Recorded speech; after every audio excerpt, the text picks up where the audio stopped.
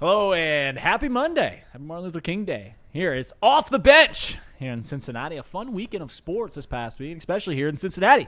Miami RedHawks stay undefeated. What a great game that was. Got the final few minutes. What a great game that was. And you know what? Before we even get into the show, there might not be a better slogan in the history of sports than rank us or play us by the RedHawks, because that is great.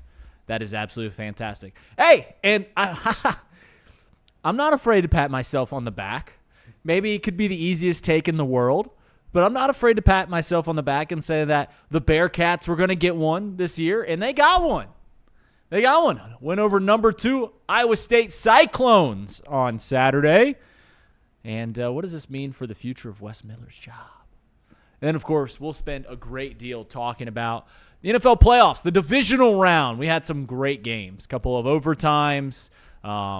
Just amazing moments from Josh Allen and the Bills not getting it done over there in Denver to Caleb Williams almost getting it done, that play to score to Cole Kmet, that could be the craziest NFL play I've ever seen.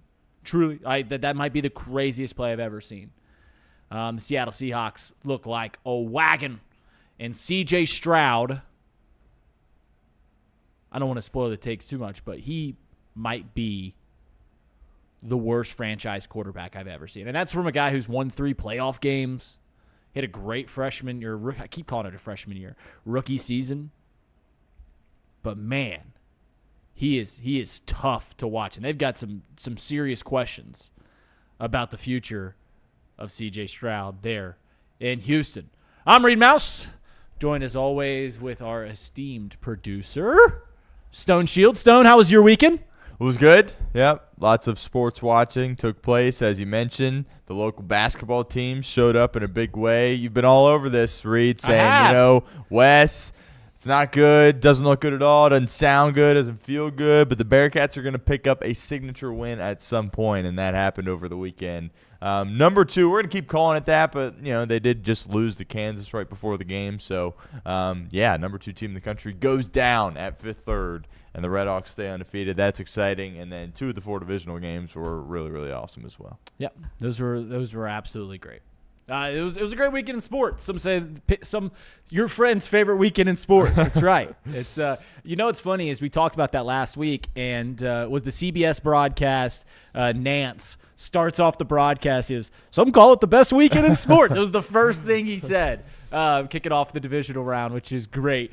Before we dive into college hoops, I got to ask you this, and maybe I should wait this to talk when we're actually talking about the games.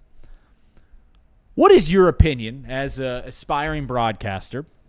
What is your opinion on Tony Romo calling games? Ooh, yeah.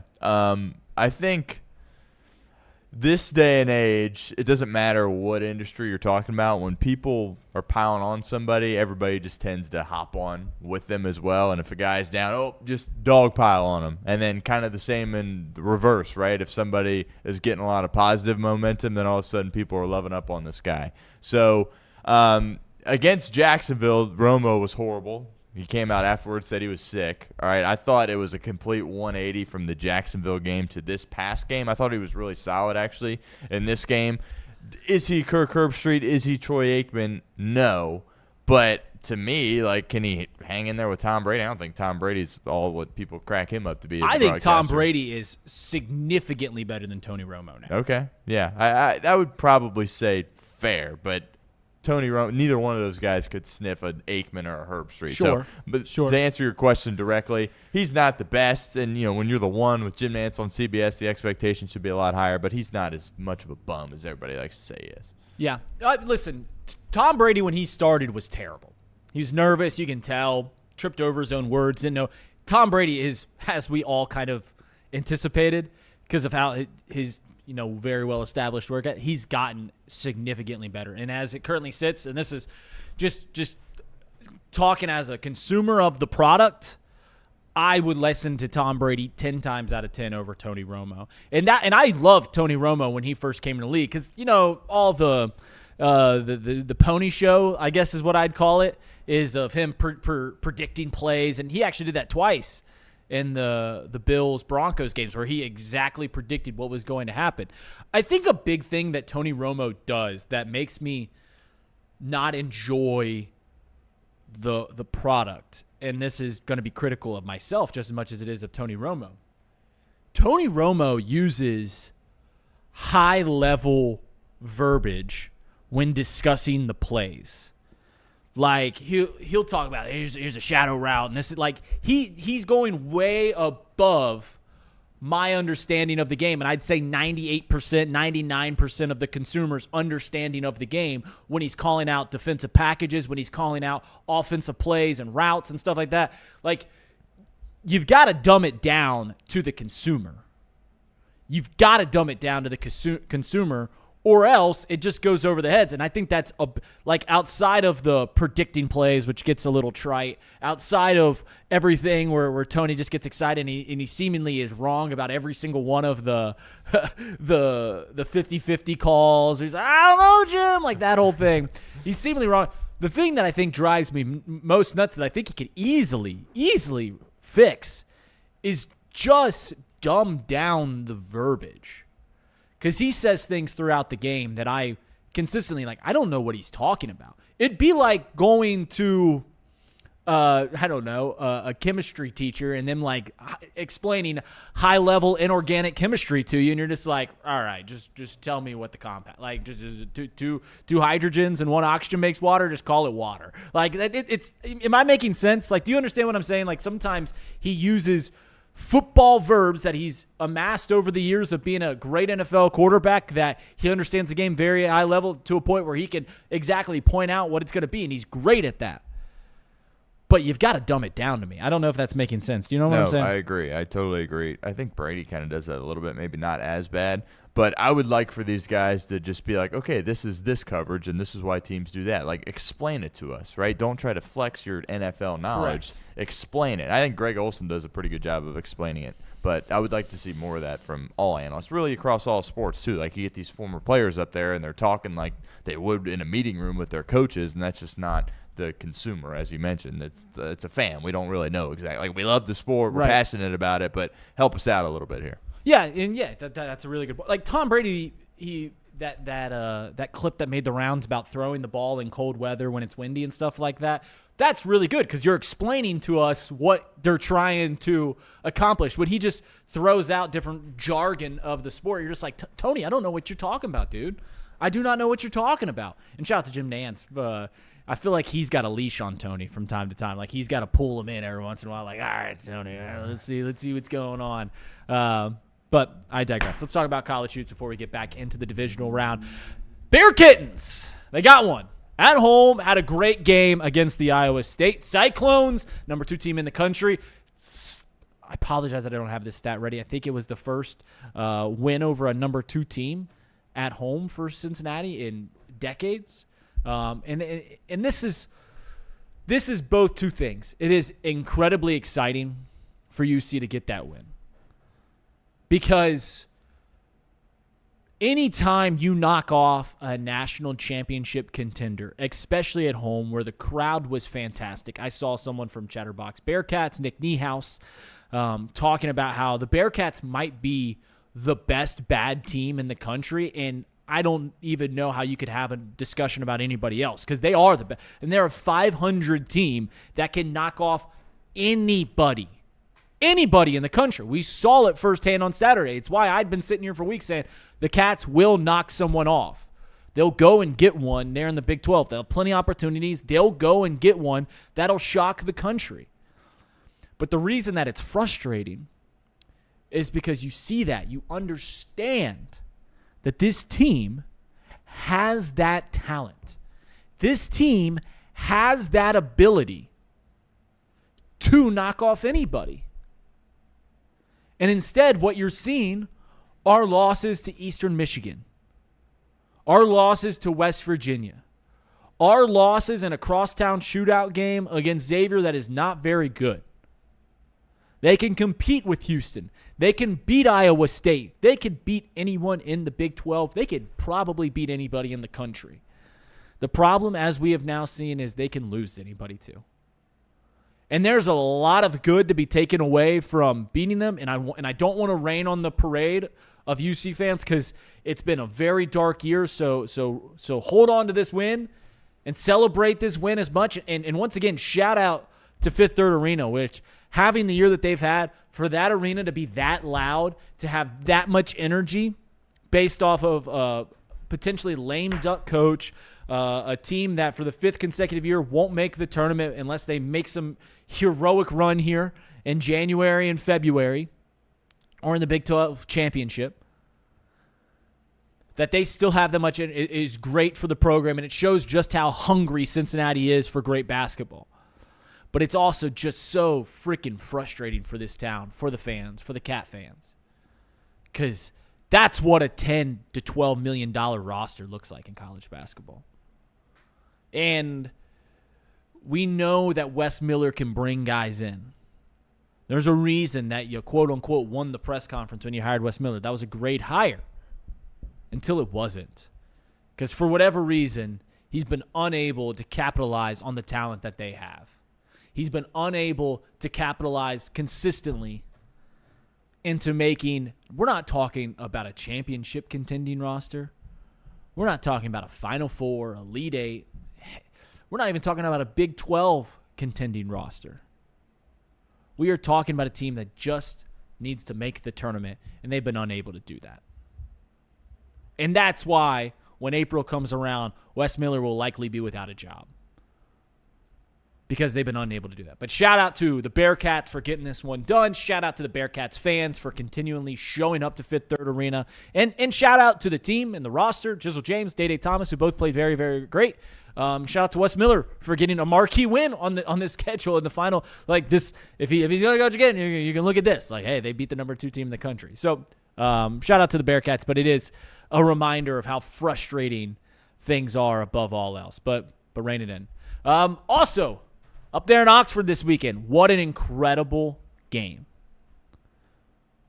The Miami RedHawks continue to be undefeated. Down in the final few seconds, they hit a second chance 3 to go into overtime. Peter Suter gets the game-winning bucket against Buffalo, and this RedHawks team is continuing their undefeated season. And the AP poll will come out, I think it comes out about noon. And I made the point last week. I'll make it again here. There's no reason to not have this Miami team be top 25 in the country. There's none. Am I going to go against that point when I say, do I think they're one of the 25 best teams in the country? No. But when has the Associated Press poll ever been about that? I was talking with Rebound Rundown's Paul Fritchner this weekend. He's like, hey, the AP poll is all about vibes. And who's got more vibes than the Miami RedHawks? When they're talking about them on sport, when it's leading off SportsCenter, that game-tying 3, the call from the students at Red Hawk Radio, shout out to those students. When it's leading off SportsCenter, this is a story. This is amazing what's going on up there in Oxford. Travis Steele is building something. This RedHawks team, this Miami University Athletics are built for the NIL era. They are better than any team in the Mid-American Conference. Truly. Better than any team. In almost all sports.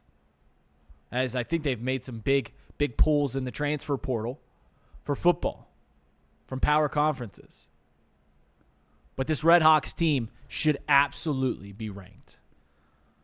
Because going 19-0, they deserve some national attention. And we're not just talking about on SportsCenter. We're not just talking about Wally Zerbiak talking about them on national TV. We're talking about put a little number next to their name. Rank us or play us. What a great slogan from the RedHawks. Before we dive into NFL football, the divisional round, Stone, your takeaway from Wes Miller getting one against the Iowa State Cyclones. I summed it up and I said this is amazing. Yeah. To get a win that you haven't had in decades, to beat one of the true national title contenders at home, to have the energy that Fifth Third have, all is amazing. But it also reminds how frustrating things are that this isn't the team that this team really doesn't have any aspirations in the postseason. Yeah, huge win for him. I'm sure it's kind of a sigh of relief for him a little bit, right? Because it's like, all right, we've been talking about all the potential this team has, and we finally were able to put a product out on the floor that was good enough to beat a really good team. And I don't think Iowa State's the second best team in the country, but they're a top 15 team, I would say. And UC pretty much dominated that game and got off to a great start in the first half, and then Iowa State tied it like a couple minutes into the second half, and we're all kind of sitting there thinking, oh, here we go. It's solid first half, and it's going to come crumbling down in the second half. And there was that one point in the second half where they went on a 24-7 run. There was a kid on their team that hit like 6 threes or 7 threes in the second half. He was on fire, and they were able to battle up against that, score some points. The rotations were good from Wes, but if you go to Arizona this week and get blown out, people are going to forget about it pretty quickly. And Arizona, they're not fraudulent at all. That's the number one team in the country, and it's not close, and you got to go to their place.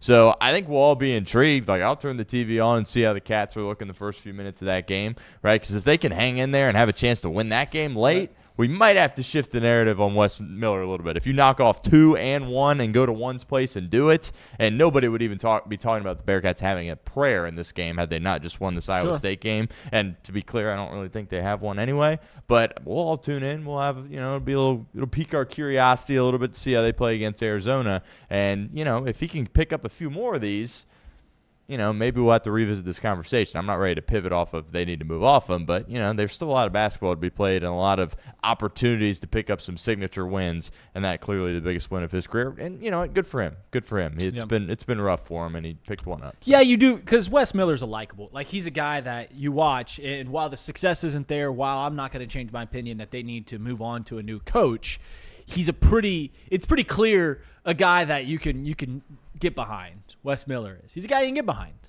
Likable guy. Says friendly enough things. Seems like a friendly. He's a likable guy, and you feel for him because he's had a rough go at it the last few weeks.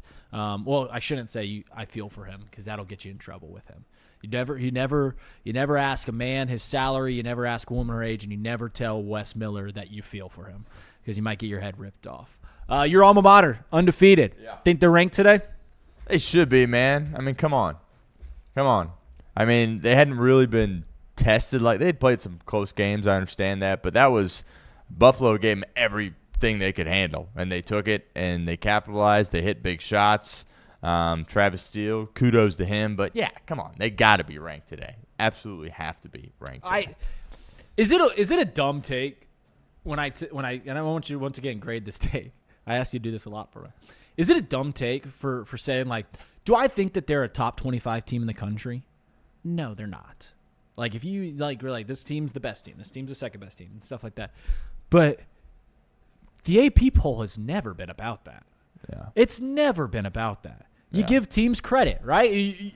The top 10, that's top 15, that's actually who you think it is. But those final 10 spots, in college football, you see this all the time. It's just a team from a small conference that's undefeated. You're just like, hey, congratulations. You're going to put a little number next to your name. Yeah. Like, is that a bad take? Like, I don't know what else to say. No, yeah, it's not, And this isn't like Selection Sunday's not right around the corner. Like, we're sitting here, the middle of January. Like, come on. They deserve to be ranked. We talk about, teams, and it's like, we talk about this with college football playoff back when it was 4 teams. It's like, well, who cares if they're the most deserving team when you're talking about getting into postseason? It's who are the best teams. Well, we can do the whole deserving thing now, right? It's the middle of January. There's 25 spots. Give them a number next to their name. Absolutely. Someone just put in there, the RedHawks cannot sell out Millett Hall besides the point that they're undefeated. When they build that new arena, I don't know. I haven't seen any of the renderings. I hope it's smaller. I hope it's a smaller, intimate venue because sometimes these schools, you see this a lot in high school. They build these big, ginormous arenas, and then they don't fill them up, and it gets quiet. It feels quiet in there because there's just so much empty space. Make it small, make it intimate, make it loud, get people excited. Make it like 6,000 people. I don't know, 6,000 people in there, and just get it really tight. The Stroh Center, if anyone's familiar with Bowling Green State University's arena, it should be like the Stroh Center up there. Nice, tight, intimate, make it awesome. And I hopefully they do just that. All right, let's talk about the NFL. We kind of talked about the divisional round at the top of the show, and we'll go game by game here in the final 35 minutes of the 10 o'clock hour here on Chatterbox Sports. Thank you all for being here. Reed Mouster along here with Stone Shields. And the first game is the Buffalo Bills going out there to the Denver Broncos. Denver Broncos win in overtime. Bo Nix shatters his ankle, breaks his ankle. He will get surgery on it tomorrow. They'll be without their starting quarterback in the conference championship game. That spread, I saw that spread today. That kind of surprised me. 5.5-point dogs at home. I thought it would be over a touchdown. So maybe the Broncos still have life in that one against the Patriots in the conference championship. But regardless, the Broncos get it done, and it was off of the back of Josh Allen. What do you have, 4 turnovers? I think 4 turnovers, right? Yep. Josh Allen had 4 turnovers. And I'll say this. When it comes to Josh Allen, the Buffalo Bills were not a better all-around team than the Jacksonville Jaguars last week. They were not a better team than the Denver Broncos this week. In fact, there were a few teams in the AFC playoffs that they had a more complete team than. But as we've seen over the past 10, 15 years, is that the best quarterbacks often win in the postseason. Me and Stone talked about it all last week. If you like to sprinkle some scratch on some games, if you like to gamble on games, you'd make some money just by betting the better quarterback more often than not. And Josh Allen is, at this current moment, I don't think it's far-fetched to say, the best quarterback in the NFL. Won the MVP last year, won't win it this year. And throughout his history in the postseason, despite never winning the AFC Championship game, never going to the Super Bowl, consistently losing, he's had fantastic stats. In fact, you could probably say he's one of the best postseason quarterbacks in the history of the sport, despite never winning. This was a game, and I don't think I'm being overly critical here. You just can't turn the ball over 4 times if you're the best. If you're the best quarterback in the country, if you're the best quarterback in the sport, you cannot turn the ball over 4 times. You have the ball in overtime, and I guess the stat was that Josh Allen's never won in overtime. And in those overtime games, he's had the ball with a chance to win 6 of those times. The only time he didn't was when they lost to the Kansas City Chiefs in that 13-second game, the year that the Bengals made the Super Bowl. But you've got to win that game. You cannot have that turnover at the half. You cannot have the 4 turnovers that Josh Allen had. I don't think that's being overly critical whatsoever, and I still think he's the best quarterback in the league. I still think he's amazing. One of the most fun quarterbacks to watch I've ever witnessed. But you've got to be able to get it done in that scenario. Because you almost had a chance to win it despite turning the ball over 4 times. In our pre-show meeting, and I don't want to spoil it too much, Stone, you said that you want to defend Josh a little bit. I don't think I'm being overly harsh when I say that. That's just a game that now that we've seen it all laid out, you cannot turn the ball over 4 times. And if he doesn't turn the ball over 4 times, they win that game. Yeah. So I don't think I'm being overly critical when I say that's a game that you just got to win. Yeah. It's fair. I think there was so much made of, well, Mahomes isn't in, Lamar's not in, Burrow's not in, Allen this is his chance, right? And fair, right? As we talked about throughout the week, you have the best quarterback. You should feel good about that in the postseason. But this team that he had this year doesn't compare to some of the previous teams that he lost to Patrick Mahomes with. This team has holes everywhere. Sure. Right? He's got no guys to throw the ball to. I think Dalton Kincaid's a great tight end. And did he miss him to potentially win the game? He did. But, you're throwing to this guy from Boise State. Shakir's a fine player, but you don't got guys that can win one-on-one on the outside. Brandon Cooks, he's been in the league forever, right? And he's a fine guy, but he's not a true weapon, right? That defense has all types of issues. They were struggling tackling, right? There was holes all over the place for Bo Nix in that Denver offense. So I just feel like he's getting drugged through the mud a little bit too much. I agree. If you're going to crown him as one of the best players on the planet, you can't turn the ball over there in that many spots. But the one, we haven't even talked about this. What did you think of the one in overtime? Everybody's saying it was a catch. I really don't know, to be honest with you. But What did you think on that? I thought You can't fault Josh Allen for that. No, you can't fault Josh Allen for that. I thought that was an interception. Okay.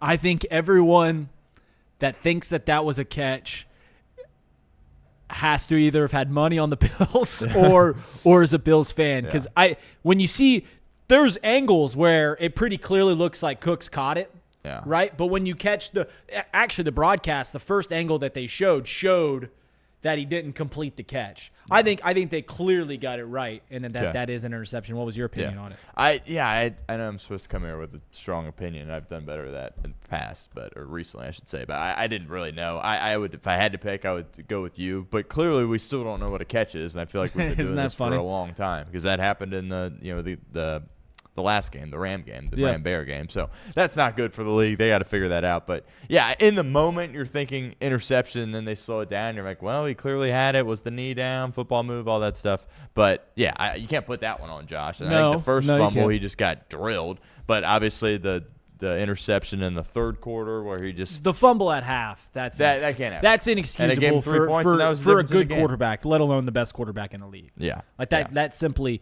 cannot – listen – every time that Josh Allen's lost in the postseason, this is the first time where he's not lost to a great quarterback. And, I'm not going to call Bo Nix a great quarterback. I don't think I'm going to go out on a limb by saying that he's some great he's not a great quarterback. He'll be fine. He'll have a great career. He'll have a really good career. But I would be utterly shocked if we talk about Bo Nix and Hall of Fame standards someday, the same way that we are going. Patrick Mahomes is already a Hall of Famer. He's trying to be the best of all time. Joe Burrow, I think we all know, is going to be a Hall of Famer when it's all said and done. Those are the only quarterbacks that he's ever lost to before against really good teams.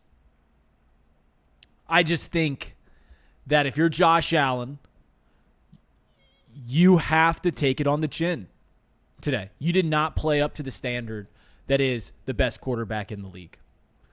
You mentioned the Dalton Kincaid pass that he missed. Yeah. You cannot miss that pass. In overtime, he had McCole Hardman wide open. And Tony Romo defended Josh, said that it was McCole Hardman's fault, that McCole Hardman should have flattened out. We actually saw this with Caleb Williams and DJ Moore in the game last night. They said that McCole Hardman should have flattened out. He kept going deeper and then had to dive backwards. But you got to make that pass to get the first down. There was opportunities for Josh Allen to win the game. There were. And now we have seen 6 years in the postseason, a lot of opportunities to win the game, and he has come up empty. There's been some times where it's not his fault. The 13-second game, per example. He went down and won a game against Jacksonville last week. Kudos. But I think if we're going to give you praise and call you the best quarterback in the game right now, as some will, and I will, and if I will give you the nomer of you're the most fun quarterback to watch in the league, and I believe that. Josh Allen, my jaw drops when I watch him more often than not. Then I got to be critical on you when you lose this game. I've got to be critical on you when you lose this game. Not only did you lose this game and bounce out of the postseason, and I wonder how heavy this weighs on quarterbacks, because if you think about it, because he lost this game, Sean McDermott's fired. That news broke about an hour ago.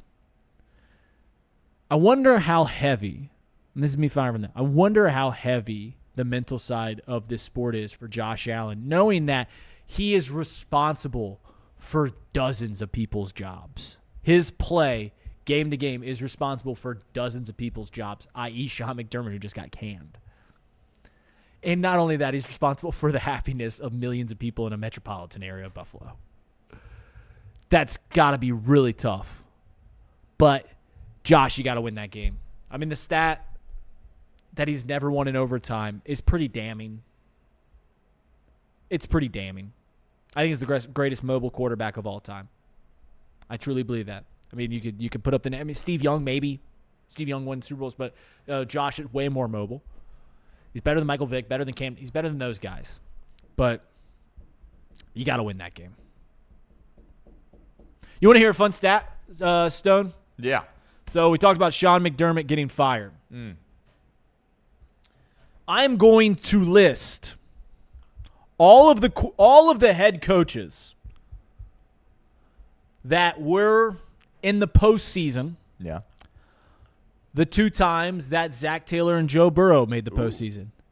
Okay. And I will say what happened with their team. Okay. All right? So, obviously, Zach Taylor, Bengals. The GOAT. And then talking about AFC coaches, by the way. Yeah. Zach Taylor, Bengals, still has a job with the Bengals, despite not making the postseason in 3 years. Andy Reid, head coach of the Chiefs. Since they've made the postseason 2 times, he's won, what, two Super Bowls? Yep. He's won 3 overall, won 1 before that. Yes. Right? Yep. So he's won 2 Super Bowls, still with his team. Mike Vrabel and the Tennessee Titans got fired. He did.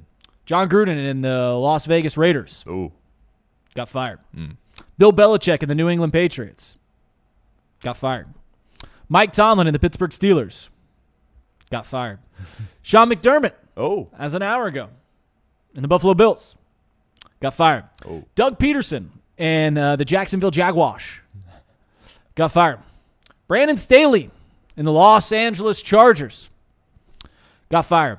John Harbaugh and the Baltimore Ravens got fired. Mike McDaniel and the Miami Dolphins What happened to him? got fired. Every single coach that coached in the 2 postseasons that Zach Taylor was coaching in has been fired since, other than Andy Reid and himself. And if it doesn't make you want to bash your head against the wall, knowing that, being a Cincinnati Bengals fan, then I don't know what will. And of those teams, everyone that I mentioned, minus the Titans and the Raiders, have made the postseason since. The Jaguars did it with a new coach. The Chargers have done it with a new coach. The Patriots have done it with a new coach. I'm not just saying fire Zach Taylor because everyone's getting fired. I'm saying fire Zach Taylor because it's kind of inexcusable for 3 consecutive seasons of not making the postseason with Joe Burrow. But he's here, and I still have faith that they're going to be really good next year. So, I don't know. Do you have a takeaway from the Bills getting rid of Sean? It just seemed time, right? Like if you 6 years in the postseason, at some point, and he's been linked to be losing his job now for 3 years. Yeah. And if he can't get back to the AFC Championship game, then it's time, right? Yep. I agree. It's time. It's crazy because when Black Monday hit, we didn't have a ton of these jobs open. I know a couple have been filled, but now we're like up to double digits. So it's just crazy, the nature of the league. Feels like it's trending more NBA more than ever as far as these coaches just getting fired left and right. But, yeah, I think it kind of had run its course a little bit in Buffalo. The GM is going to stay in place. My whole big thing is I don't like the half-in, half-out thing. I think in this situation with Buffalo, that's okay. You want a hard split.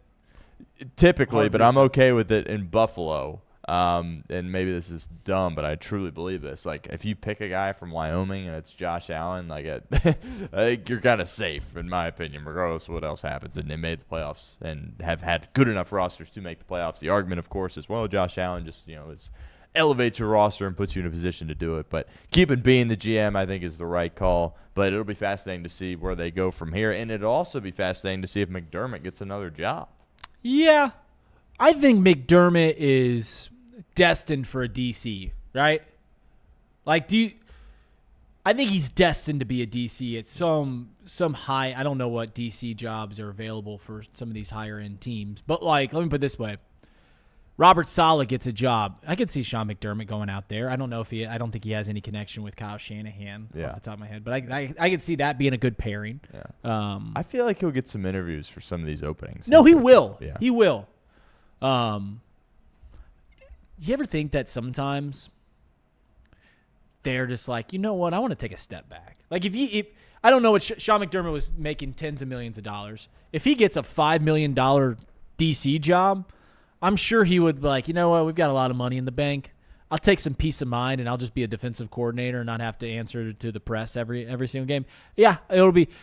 Are any of these head coaching availabilities intriguing to you for the Bills? Like any of the current, like I've seen Mike Tomlin's name get thrown around. Mike Tomlin going to the Bills. To me, that seems like just replacing one with the other.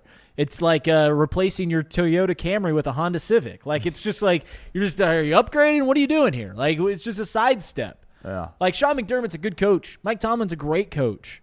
But both are defensive head coaches that have not had a whole lot of success in the postseason the last few years, the last decade.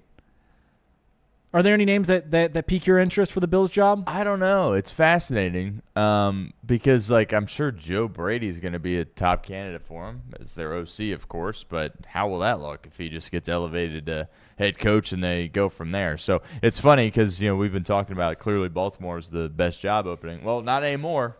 I much rather would be in Buffalo than Baltimore personally. And, it seemed like I agree with you on the Tomlin stuff, but it seemed like he was content on stepping away from a year. Well, if you have thoughts on returning to coaching, then you don't step away for a year if you can go be Josh Allen's coach. But from a Buffalo perspective, you're right. You're looking for someone that can win in the postseason.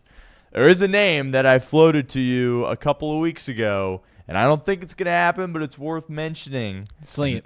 And he's over dating somebody younger than me. Oh, Chapel Hill. Oh, no. Oh, that's disgusting. Bill Belichick going to the Bills would be – if they do that, I don't see how – I don't see the bright spot there. Like, you can convince you, hey, this is the most winning – who's won more Super Bowls, who's more of a – but he's been a loser now for 5 years. For 5 years. He's done nothing but lose. And he's gone into a new program. He's old. And on top of that, you can convince yourself, yeah, there could be some success there. But it seems way more likely if they hire Bill Belichick that thing gets really ugly really quickly. Golly, but that can't even be. You know what name? Maybe they'll come after Zach. I think it'd be an offensive guy. I think they should go offense. But do you promote Brady? Marcus Freeman, that'd be an interesting hire. But that's a defensive guy. Yeah. But that'd be an that'd be a job good enough because Marcus Freeman's been flirting with going to the Right. NFL. That'd be a good enough job to pull him away. Yeah. To pull him away. It's a good point. It's a great point. Yeah. If they wanted him, Marcus would go there. So we'll see. We will see. Let's talk about That's good, dude. Did you just come up with that on the spot? I really did. Yeah, You like that? That's good. Yeah. All right, we'll go Sunday night game. The Seahawks just absolutely I turned this game off really early. Did you watch? There's no way you watched all 60. Did you watch all 60? Are you a sicko? I did, yeah. Oh, you're a sicko. You're a sicko. I did not watch all 60. After I saw the electromagnetic fields playing their part into the 49ers play, the game went it went way worse than but I expected the Seahawks to throttle this game. I think I said last week that the Seahawks were my favorite game if you were going to bet on it. Mm-hmm. And they were, and it was, you never even had to think twice about it. This Seahawks team, rightfully so, are the favorites to win it all, and it's for good reason. They are really good. They're really fast. I really enjoy watching the Seahawks. I am scared about. It was nice to see that Sam Darnold didn't have to do too much, right? Like they just controlled the game, and that was the end of it. I'd be interested to see Sam Darnold in a high impact situation, high leverage situation, like he will have to play likely against the Rams this weekend. But this Seahawks team, they're for real. They're for real. And they've earned the right to be the favorites to win. I think they're the favorites to win the Super Bowl. They're the favorites to win this game, so I don't understand why they wouldn't be the favorites to win the Super Bowl. But they're really good. I don't have much to take away from this game other than that. The injuries, the season, the 49ers had one of the more improbable seasons I've ever seen. And I need to give Brock Purdy more credit. I do. Kyle Shanahan might be the best coach in the league. I truly believe that. But man, the Seahawks team, they're the real deal. They're quick, they're fast, they're a really great team. Yeah. So, yeah, great year for the Niners. Unfortunately for them, it ends with a really bitter taste in their mouth because that game wasn't competitive at all. It all started on the opening kick. John Schneider, the GM of the Seahawks, everybody talks about Brett Veach and Howie Roseman and these guys. You need to throw John Schneider's name up there as well as far as the top GMs go.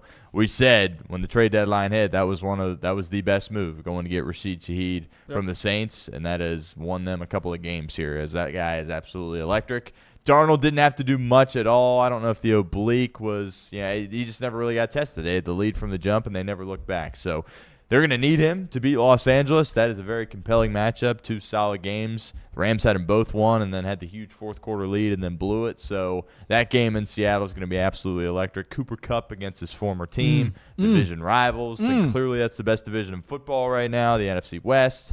And that's going to be an absolute banger. Can't wait for it. Yeah, it'll be good. That game will be great this weekend. I'll say this. I've thought about this all weekend, and I haven't formulated it or crafted it as if I ever craft a take beautifully anyways. But a lot of times we talk about NFL, and we talk about teams, and we try to give them a personality based off of where they're from. Like, we do this a lot, like Pittsburgh, hard-nosed, Midwest, steel, like, you know what I'm saying? Like, the Bears, the Packers, they like it cold. Buffalo, this is hard-nosed. This is football, baby.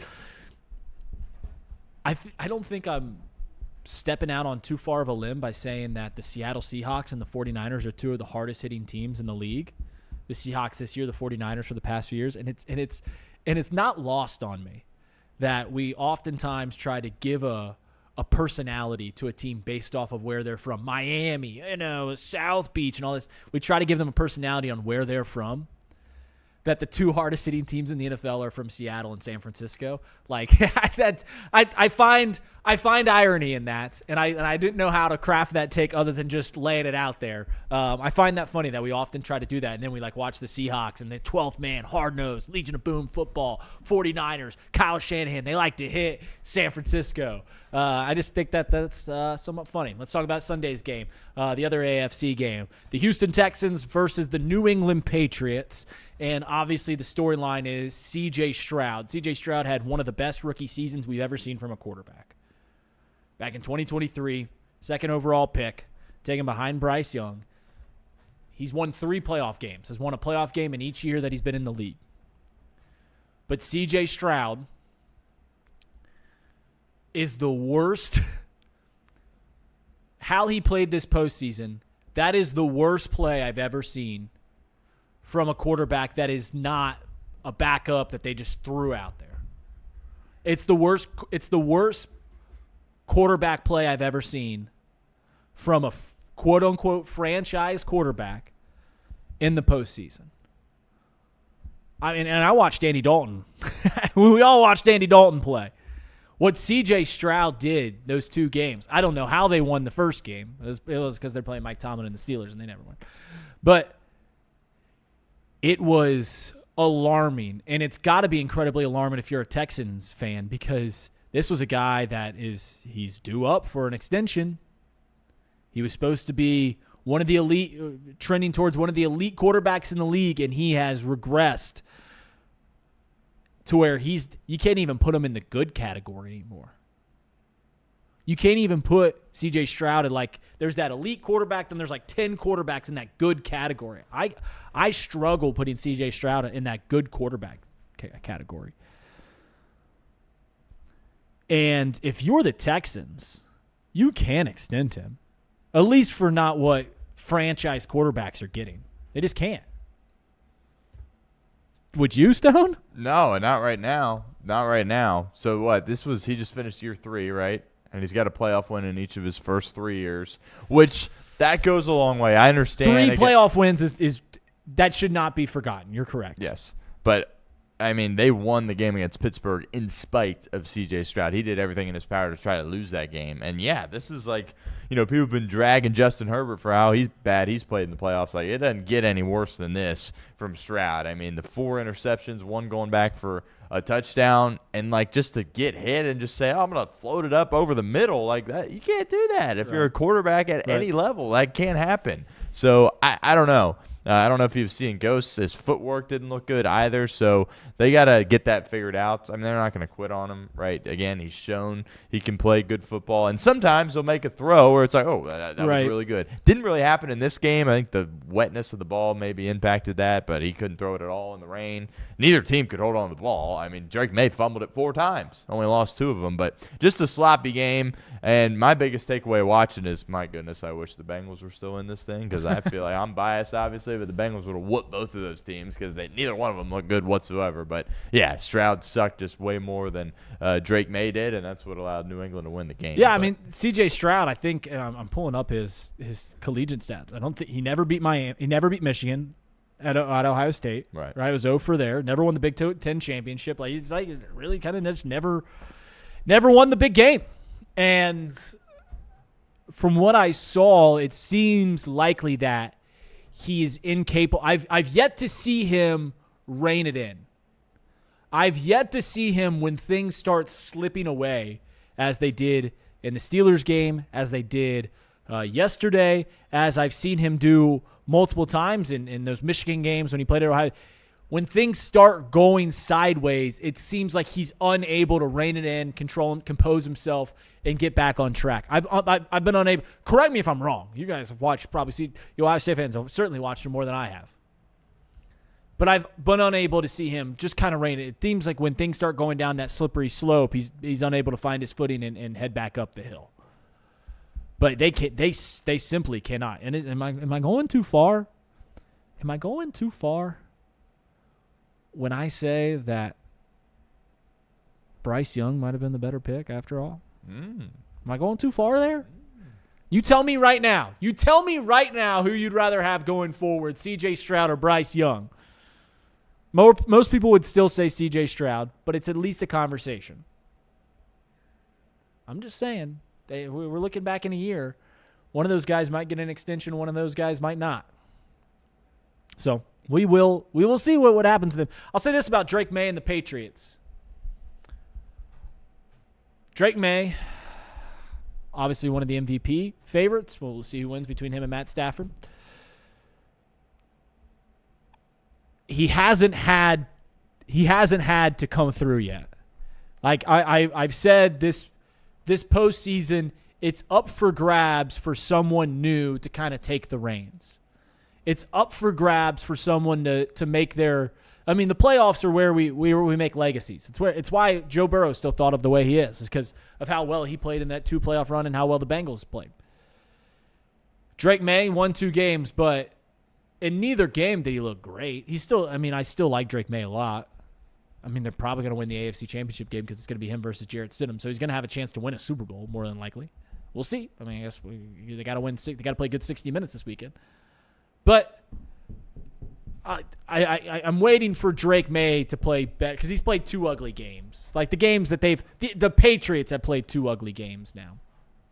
So, yeah, I don't know what else to say. Is we'll see what Drake May can do here against another good Broncos defense. Let's talk about last night's game, which I think was the game of the weekend. Your Bears. My Bears, they covered 3.5. They covered 3.5. So I got to tell this story. My wife is 37 weeks pregnant, and anyone that's probably that's had kids could probably tell you it's the wife. She's struggling to sleep. She's uncomfortable. She was out last night, laying in bed watching the game. And that play happened. The play to Cole Kmet, which would have been the final play of the game, just Caleb Williams heaves it up. I screamed as loud because it was the craziest play I've ever seen in an NFL game. That is the most miraculous play I've ever seen. I screamed and woke her up. And I mean, I don't know if I've ever been in more trouble in my relationship in the history of that relationship than last night when I screamed for a minute till they showed the replay. And I was like, go watch this play. And she went, oh yeah, that is pretty, well, it's pretty cool. I'll say this about Caleb Williams really quickly. And we can break down the game, Matthew Stafford, the Rams, everything. Because Caleb Williams is going to be the talk of the town. Caleb Williams had multiple interceptions, turned the ball over multiple times. Caleb Williams is an abstract drawing of what the best quarterback looks like in the league. He's clearly nowhere near there yet. But he is one of one in what he's able to do with the ball. From that pass, the pass we saw last week on 4th down. Because, I mean, you could say that pass last night was luck, which it was. But it was a heck of a throw. It was a dot to the corner of the end zone. He knew Cole Kmet was there, and he just heaved it up 52 yards in the air while falling backwards, and it was a dot. Does he only have one pitch, a 99-mile-an-hour fastball, and he hits running backs on flat routes with it? Sure, absolutely. When it's negative degrees in Chicago, are you still throwing it as hard as you can ever? Yes, and you wish you can clean that up. And he has so many turnovers, and he turned the ball over in overtime. But he is, I think I'm on board with saying he's the most exciting player in the league. What he is able to do is jaw-dropping. And the Bears have never had good quarterback play. I mean, the best quarterback in their history is probably Jay Cutler. And think about that. And what he's able to do, I don't know if he'll ever clean up the small stuff, the easy, the gimmies. You feel confident. You can coach into those things. You can't teach what Caleb Williams has, which is why he was so highly regarded as a prospect. He's one of the most athletic. He's got a cannon. He's not overly accurate, but oh my gosh, is he the most exciting player I've ever seen. In the Bears, I mean, bravo to them. I think I said last week, I asked you, and it was a buy or sell. I was like, do you think the Bears' luck streak can continue?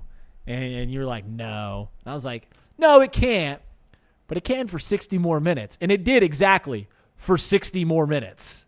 The luck streak lasted 60 minutes. And then it got into overtime, and you can say it was DJ Moore's fault. You can say it was Caleb Williams' fault on that interception. It doesn't matter. Caleb Williams is must-watch television. I don't even have a comparison. I don't watch enough NBA to compare. Ja Morant. I don't even want to go there.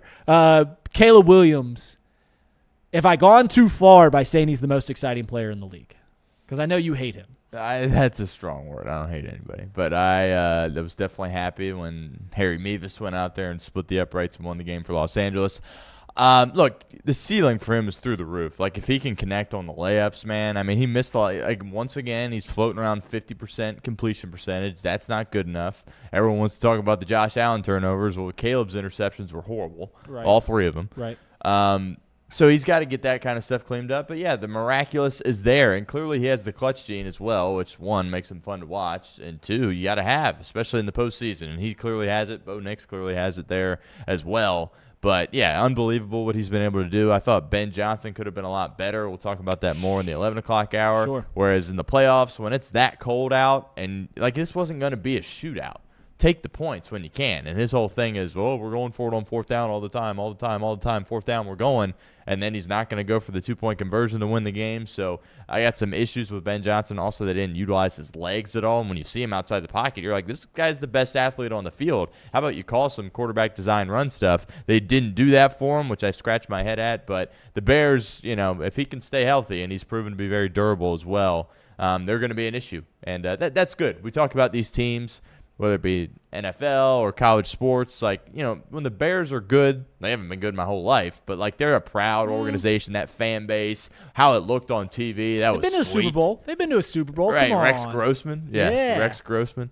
But with them, Chicago, with them being good, that's good for the sport, and it looks like they're going to be a perennial team for a while. Yeah, that's a good pairing.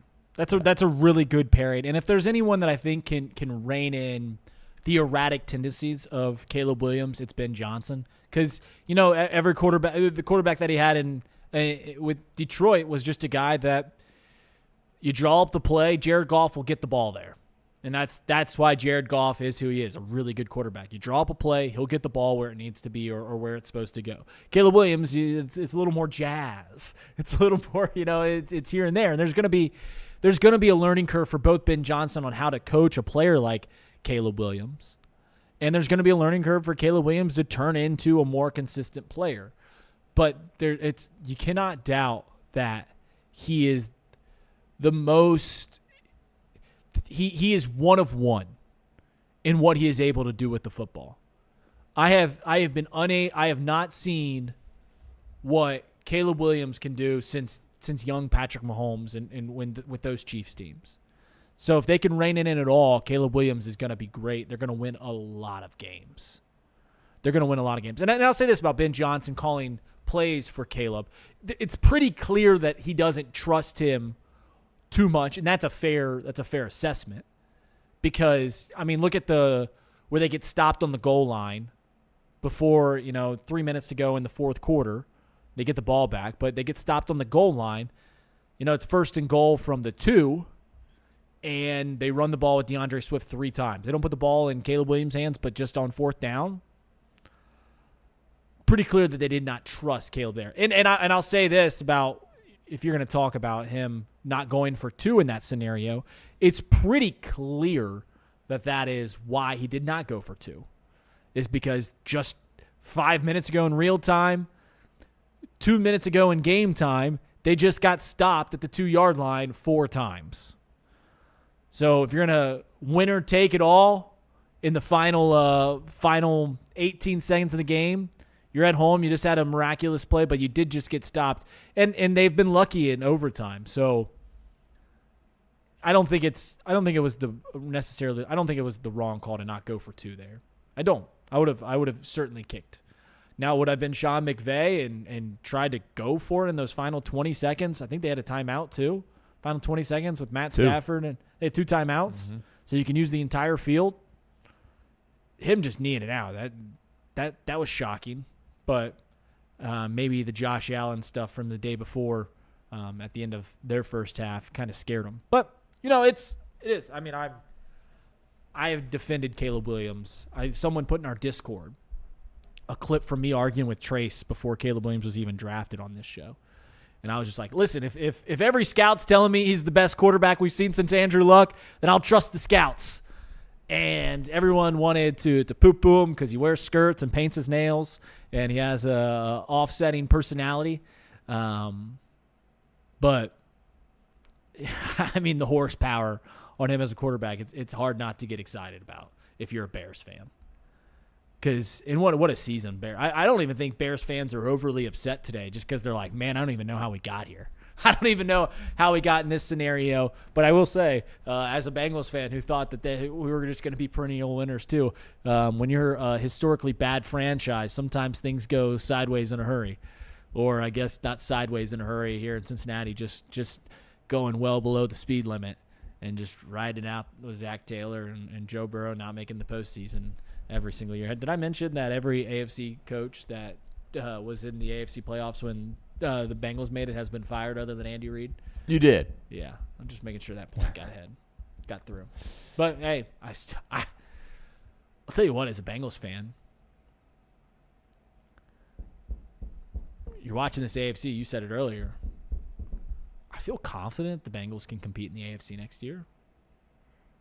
I feel confident that they might even be near the top. I just feel confident in that just because of Joe Burrow. It might be foolish confidence, but it is confidence nonetheless. All right, I went well over my time. Stone, happy Martin Luther King Day. Hey, happy Martin Luther King Day, Reed. Yeah. Hey, we're working though. We're here. We are working. Cheers to the greatest American this country's ever had. See you guys tomorrow here on Off the Bench Stone Chill Show, coming right up.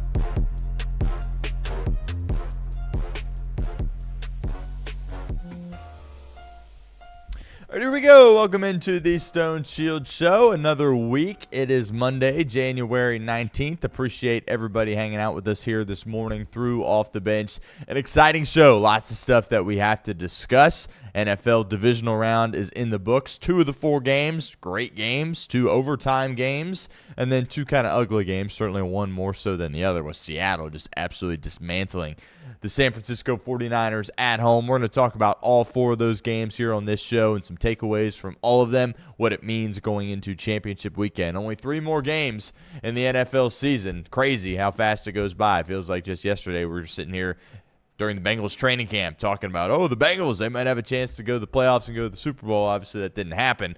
They only won 6 games this year, but it's amazing how fast it goes by, and looking forward to certainly talking about all of these games, talking about the championship games, and then we'll really turn the page to the Cincinnati Bengals offseason, free agency, draft, lots of exciting stuff to discuss. But the local college basketball teams had a heck of a weekend. The Cincinnati Bearcats, they needed it more so than oxygen, I think you could argue, certainly at this point. The number 2 Iowa State Cyclones came into Fifth Third Arena, and the Bearcats took care of business.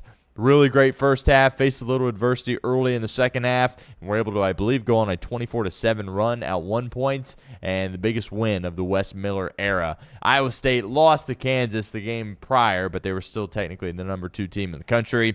For what it's worth, I don't think they're the second best team in the country, but regardless, still the best win of the Wes Miller era, and like I said, they needed it so bad. So we'll talk about that a little bit on the show there as well. And also, the national championship is tonight, Indiana and Miami. We'll talk about the real Miami here in a second. But 8.5-point favorites. Hard to imagine the Hurricanes would win this game, but, Vegas always knows something, and all the money in this spot is pouring into the Indiana Hoosiers. That usually means go the other way. Don't know if I'm going to do that. Certainly feel confident in Indiana, but it feels a little sus that the number's 8.5 and all this money is pouring in on Indiana and it's still staying at 8.5. So maybe Vegas knows something, but hard to imagine Curt Cignetti not hoisting the trophy here tonight. But we'll talk about that game a little bit. And Travis Steele, the Miami RedHawks, a thrilling game, overtime session. Peter Suter hits the game winner. The RedHawks stay undefeated in what was a thrilling game at Millett Hall, and they need to be ranked. I think that comes out here in less than an hour. The AP poll, the RedHawks were leading off Sports Center there. Some guys on the radio broadcast, the student radio broadcast. My buddy Gavin Stark was on there. They're making the wave. So an incredible game, and the RedHawks stay undefeated. And we'll see if they can kind of continue that momentum here and put together a run throughout the rest of the regular season, ultimately through the MAC tournament there as well. But I got to get out to Millett Hall because, the boys are buzzing. As that, you could argue, is the most, talked about sporting team in this town right now. The Bengals, not much to say about them here at this point. Reds Fest was in the book. I heard lots of great things about that, but right now it's the Miami RedHawks as they are on a tear at this point and undefeated. Need to be ranked here when that comes out in about 50 minutes, I believe. But appreciate everyone joining us as always here on a Monday, and make sure you hit that subscribe button if you haven't done so already. Like the stream, and wherever you can find the podcast, Apple, Spotify, iHeart, you name it, it's available. Amazon there as well. Do us a favor and go leave us a 5-star review. That would really go a long way for us here at Chatterbox Sports and me personally. So if everyone could do that, certainly would appreciate that as we continue to build here at the show. Looking forward to another great week. No guests today, just me and you here on a Monday, but we will have some more guests as we progress through the week. But let's start with the Cincinnati Bearcats. They pick up a huge victory against the Iowa State Cyclones at home. And credit to the fans. They showed up for this game. And, it was the brown paper bag night, right, previously against Colorado, right? And, lots of negative energy surrounding the team, the program. Wes Miller, certainly, he crashed out on the radio a couple of weeks ago. And, this thing was kind of falling apart at the seams. And it doesn't get more must-win than it was over the weekend against Iowa State. And credit to the Bearcats, man. They rose to the challenge. And while I think that Iowa State team's a little bit overrated, look, they were undefeated before the Kansas this game. They were winning games left and right. So, the AP poll rewarded them. Maybe they should reward a MAC team that's undefeated. But I didn't think they were a top 5 team. I feel like they're more in the 15 to 20 range or 12 to 15 range at least. But regardless, they had the number 2 by their name. They came into 5th, 3rd, and Cincinnati got on them from the jump. And this wasn't a game where Bob Miller necessarily scored a ton of points. He was in the single digits in this game, and we've talked at length how this team really doesn't reach their full potential when Bob Miller is not at his best. I thought Bob played well in the game, but from an offensive perspective, didn't really offer you a ton of points. So the fact that you were able to win that way, I think, goes a long way for the Cincinnati Bearcats basketball team. And how about Day Thomas, man? Guy's been so consistent, has been such a great player for Wes Miller, and we talked at length coming into this year how it felt like, Day-Day's role was going to be a little bit different this year. It was a guy that scored a lot of points last year, but the roster that you had in place, you had this 5-star top recruit and Sean Abayev come in. You thought that offensively Day-Day would take more of a step back and more of a backseat to some of these other guys, but he was awesome in the game, scoring points left and right, shooting the ball. I think he took 10 threes in the game. You saw the Bearcats make some threes. Really, it was just Day. So that's something they're going to continue to do going forward and improve there. And I think when Creasa comes back, hopefully that will help. But Day was exceptional in the game. And then Mustafa Cham, from an offensive perspective, is really doing a nice job. He's really coming along. From a defender, that he's not good enough on defense here at this point, which I think is definitely frustrating given his size and his length and really his athleticism. For a guy that's that big, he should be better on defense. He hasn't really been able to offer them much on the defensive side of the floor, but offensively, he's really taking a step in the right direction. You're really starting to see him tap into some of that potential that we knew about when he started this year here for the Bearcats. So impressed with him on the offensive side. And how about Tyler McKinley? Man, down low, I think he closed the game for Cincinnati. From a defensive perspective, really did a nice job. And if West can continue to balance that with those bigs where it's like, Mustafa, we're going to use him out there when we need to score, and then we can go to McKinley when we need to get some stops down there and be a real presence for us at the rim, I think that's something that they certainly can build off. So shout out to those two guys. They were really good in the game. Baba, the leadership was very apparent. The morale of the team, the energy in the arena was big time. And credit to the fans for showing out for a game like that. It's very intriguing to go to that game, as a number 2 team in the country coming in. But, Cincinnati didn't really give them many opportunities to, boo or what have you with the early success there in the game. But to show out in a game like that, support the program, that was big-time stuff, I think. And, that shows us why we were all so excited coming into this year. Shows us what this team is capable of. And kind of similar to the Cincinnati Bengals, right, when you see it, it's a little bit frustrating because you're like, yes, you can do this on a more consistent basis. Obviously, that has been an issue for Wes Miller and the Cats, but there's still time here for them to get this thing figured out. I'm not necessarily optimistic that they can continue this. Kind of feels more like a one-off, but have a huge opportunity, which we'll talk about in a second, this week as you go to Tucson and play the number 1 team in college basketball, and they are not a fluke. They are not overrated. Arizona is absolutely the real deal. But Sean Abayev, man, the Bearcats have played better basketball since they have gone away from Sean Abayev. And this was a guy that's getting paid a lot of money, highest recruit in UC history since Lance Stevenson, I believe. I think he only played 5 minutes in the game against Iowa State, so doesn't offer much defensively. You saw teams really attack him on that side of the floor, and then when he's not shooting well, he doesn't really offer much for you out there on the floor. So we'll see. Credit to him. He seems like he's handling it the best way he possibly can. It's got to be difficult. He's a young kid, high expectations. Now he's not really seeing the floor for UC here at this point. So, this day and age of college basketball, it kind of feels like a lock to hit the portal after this year.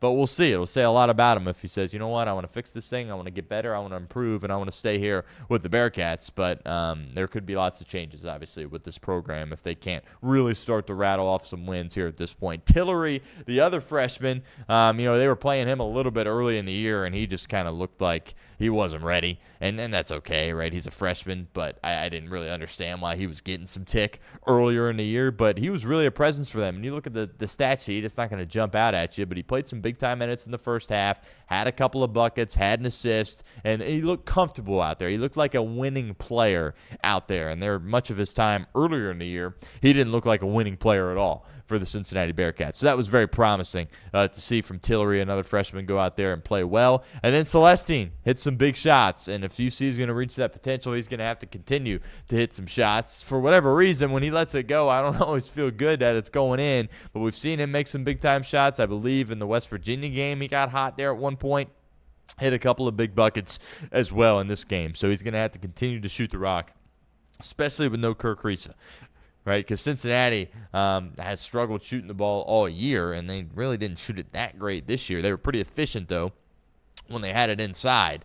But we'll see if that can get cleaned up and if they can improve in that regard, if they're going to do that. Celestine continues to need to be a guy for them that can really step up and hit some big-time shots. But huge win for Wes Miller. Happy for him, right? You know, he said some things, some questionable things. The radio moment with Dan and Terry was not good at all. But, you know, he's working his butt off. That is very evident. It's got to be difficult to deal with all the adversity and all the criticism that's going their way. Is this win in itself going to be enough to keep his job? No, it shouldn't be. But it can also catapult this team to some more wins, which potentially could keep his job if they are able to do that here at this point. But they have Arizona coming up, and you know, sometimes that's what it takes for a team to just kind of get that monkey off their back. So you know what?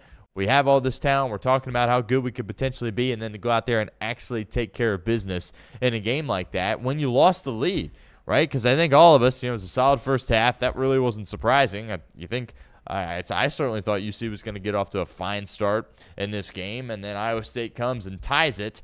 And I think maybe even took the lead there for a second, a couple minutes in the second half, and you're like, okay, this is kind of the breaking point. This is where UC typically melts away in these spots. And they didn't. They went on a huge run and really took over the game. And there was a stretch there where, again, I believe it was 24-7, where that was the best basketball Cincinnati's played all year on both sides, right? The rotations were good. They were feeding off the energy of the crowd, and that was really good to see. That was really good to see. And we'll see if they can continue this. You look at their schedule. It's Big 12 basketball. It's a gauntlet. It's very, very difficult. And doesn't get more difficult than going to Arizona here on Wednesday. Now, if Cincinnati had lost the game, certainly to Iowa State, we're kind of, you know, nobody's really thinking about them having a prayer going into Tucson against Arizona. But no, you look at that and you'd be like, okay, well, let's see what this team can do. You know, I'll tap in, certainly, for that game and see if they can hang in there. Now, I talked about Iowa State being a little bit overrated, right, which I think they certainly are. A good basketball team, obviously a tournament team. Could very well win the Big 12 tournament, right? But, you know, top 2 team in the country, that was excessive, right? It's not excessive for Arizona. They are clearly the best team in the country. They got freshmen that can play. They start 3 of them. Jaden Bradley, their point guard, veteran guy. His presence on the floor is unbelievable. They can shoot. They're well coached. And it's on the road across the country, basically, in their place. So, going to be a very, very difficult matchup for Cincinnati. However, they go into this game with nothing to lose, and they go into this game with some confidence there as well. And, look, say what you want about Wes Miller, and I've sat up here and said you got to move on. I still believe that. But, I mean, if you look back on this season, and there was a point where they beat the number 2 team in the country and then followed it up by going to the number 1 team's place and beat them on the road, I don't know. Now, I'm not predicting they beat Arizona, but, I mean, a win on the road against those guys for their first loss of the year would be absolutely insane if that were to happen. And you have a little bit of hope that that could potentially happen just because of the performance you saw against Iowa State. Not predicting it, but we'll certainly talk about it throughout the course of the week. Feel good for the Bearcats. Feel good for those kids. Feel good for Wes Miller. It's been a rough ride, and to have that moment, court stormage at Fifth Third, and just more of a positivity around certainly the basketball program. That's good. That's good for the team. That's good for the city. And, yeah, that's kind of my takeaway there. We'll see if they can continue to build off it or if this is going to be a one-off. Reed has said this a lot. I've said it as well. Their talent on the team, it was going to get them at least one good win. Now, top 2 win, maybe that was a little extreme, but they were going to knock off somebody that was a good team. It happens here in mid-January against Iowa State, and we'll see if they ultimately can build off that. I want to get into these NFL games here. Obviously watched all 4 of them. They were tremendous. The 2 obviously a lot better than the other 2. And we'll just kind of go in chronological order here. And we'll start with the Buffalo Bills. They lose in overtime to Bo Nix and the Denver Broncos. And, you know, people are killing Josh Allen. They're absolutely killing him. You look at, you know, the record, the fact he hasn't played in the Super Bowl with all the talent that he has. He's had plenty of opportunities. Usually it's Mahomes and the Chiefs ending him. Burrow and the Bengals, of course, did it once, and now it's Bo Nix and the Denver Broncos. And people, I think there was so much energy around Josh Allen and the Bills. It was like, oh, this is their best chance to win, right? You don't have to deal with Mahomes. You don't have to deal with Burrow. You don't have to deal with Jackson. This is your year. But the reality was, no, it wasn't their year. This team has so many different holes. They are not a Super Bowl winning team. Now, they had the chance to do it if Josh Allen would have played a little bit cleaner, and then you're a game away from the Super Bowl, right? But I look at this roster. This isn't the Super Bowl roster, right? They had no business beating the Jacksonville Jaguars. And Josh Allen played one of the best games we have seen from a quarterback this year in the wild card round against Jacksonville, right? That was an unbelievable game. Again, if you just look at the box score, you're like, it seemed like a fine game. No, that was an incredible football game for Josh Allen. And he made some really great plays in this game. Everyone's going to talk about the turnovers. We will in a second. But they were 10 of 15 on third down. A lot of that was Josh Allen brilliance, right? They were moving the ball. That's a good Denver defense. People talk about them as a top 2 or 3 defense in the league. And they hung 30 points on them, right?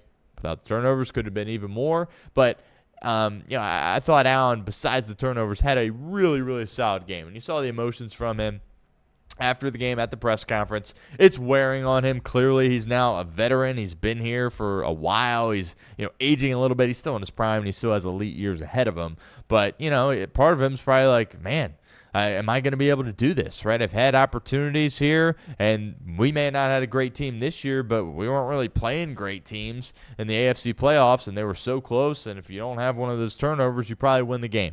So I understand that. It can't happen. We hold Josh Allen at such a high regard, right? I don't call him the best player in the National Football League. I don't call him the best quarterback in the National Football League. I still think, if you need one game, I'm taking Burrow or Mahomes, but I love me some Josh Allen. Josh Allen's awesome, right? Off the field, on the field, everything about it. That is a franchise quarterback there in Josh Allen. We talk about these other guys. Maybe they have a lot of skills or whatever. They can throw the ball really hard or whatever. Caleb Williams, but is he really a franchise guy? That's the guy that you want as the leader of your team and your organization and for your city as an ambassador to the game and to your city and your organization. That is Josh Allen to a T. Checks every single box, and he's gonna get one, right? He is going to get one. You bet your bottom dollar at some point Josh Allen is going to be hoisting the Lombardi Trophy, right?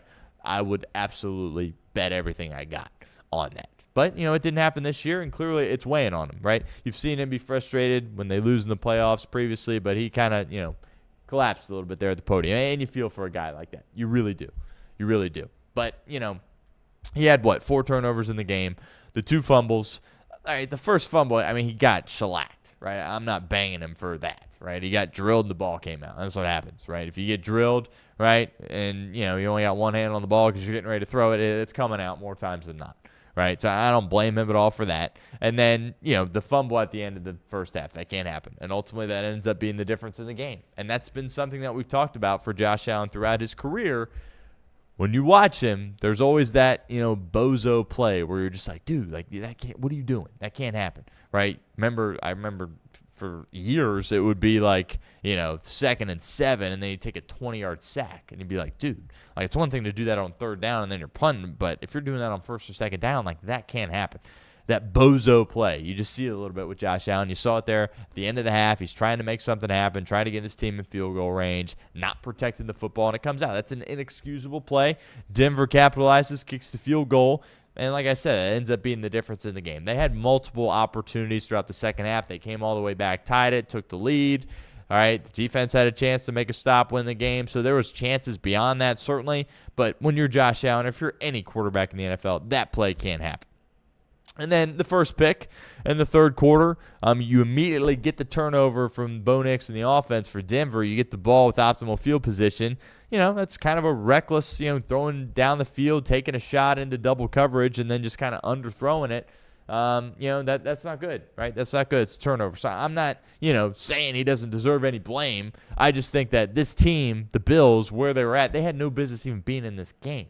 They had no business beating the Jaguars. They had no business coming back against Denver and taking the lead, right? We'll talk about Bo Nix in a second, but for the most part, I thought he played really well in the game. So, the reason that they had a chance was because of Josh Allen. right? That's kind of my biggest takeaway here. But the pick was bad. And then, of course, the second pick, you can't blame him at all for that. The interception in overtime. And look, it's on this show, I'm supposed to come here and have strong opinions. Feel like I do a decent job of that. I don't know on the play. Was it an interception or was it a catch? I don't know. In the moment, I thought interception. That was what the gut said. And then you look back at it and you're like, well, Cooks has it and the knee's down. Like, what are we doing here? And, when you don't execute on plays throughout a game, then it's going to come down to one play. And sometimes officiating gets involved here in the postseason. That's just the nature of the game. I don't know if there's any way it can be fixed, right? You look at all these teams that have won Super Bowls throughout the course of my lifetime.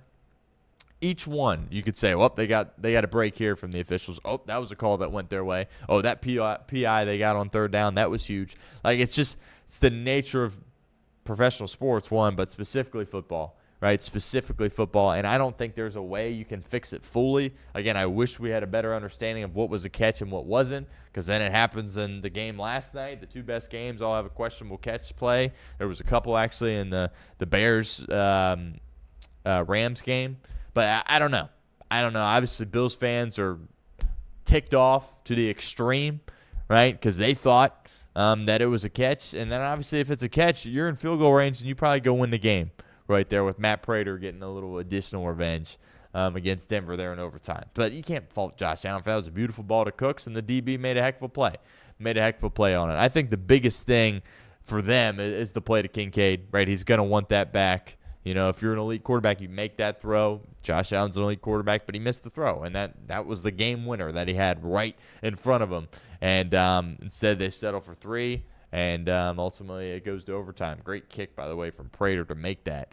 Saw some big-time clutch kicks over the course of this weekend. But, yeah, that's a throw that you got to make. So Josh Allen, he's going to beat himself up, but the reality is he needed to be just about perfect for them to win. And he had some opportunities there to be perfect, protecting the football at the end of the half, hitting Kincaid there to win it at the end of regulation, and he wasn't able to do it, and then lost. But I got no questions about Bills and Josh Allen being back here in the spot. Again, no business with the team that they had. Some of their teams that lost to Mahomes were elite football teams. This Bills team was not an elite football team at all. They had an elite quarterback, and they were riding him to this point. And they got to get him some skill guys. Shakur's a great player. If he's your one, what are you doing, right? You can't win with him as your one. You got to get some guys on the outside. Coleman made a nice play in the game, but to me, that seems like kind of a miss there as far as where they drafted him. So they got to give him some help on the offensive side, and they got to clean up that defense there as well, which is why I think McDermott lost his job. We'll spend more time talking about that throughout the course of the week, talking about some head coaching openings and some candidates to take the Bills job. But we've sat here and banged the table and said the Baltimore job's clearly the best job. Not anymore. Not anymore. The Buffalo job jumps to number 1, the opportunity to work with Josh Allen, and this is kind of phase 2 for Buffalo, right? McDermott had a lot of opportunities. You feel for him, right? Because, you make the playoffs every year, and you usually win a playoff game every year there as well, and you lose your job just because you had an elite quarterback and you weren't able to, reach that next level. 2 conference title games, weren't able to win either one, and they opt to make a change. Right, they have to make a change, and you kind of saw this coming a little bit, but at the same time, it's like, dang, you won a lot of games there, and they're going to move off. So it'll be fascinating to see what they do.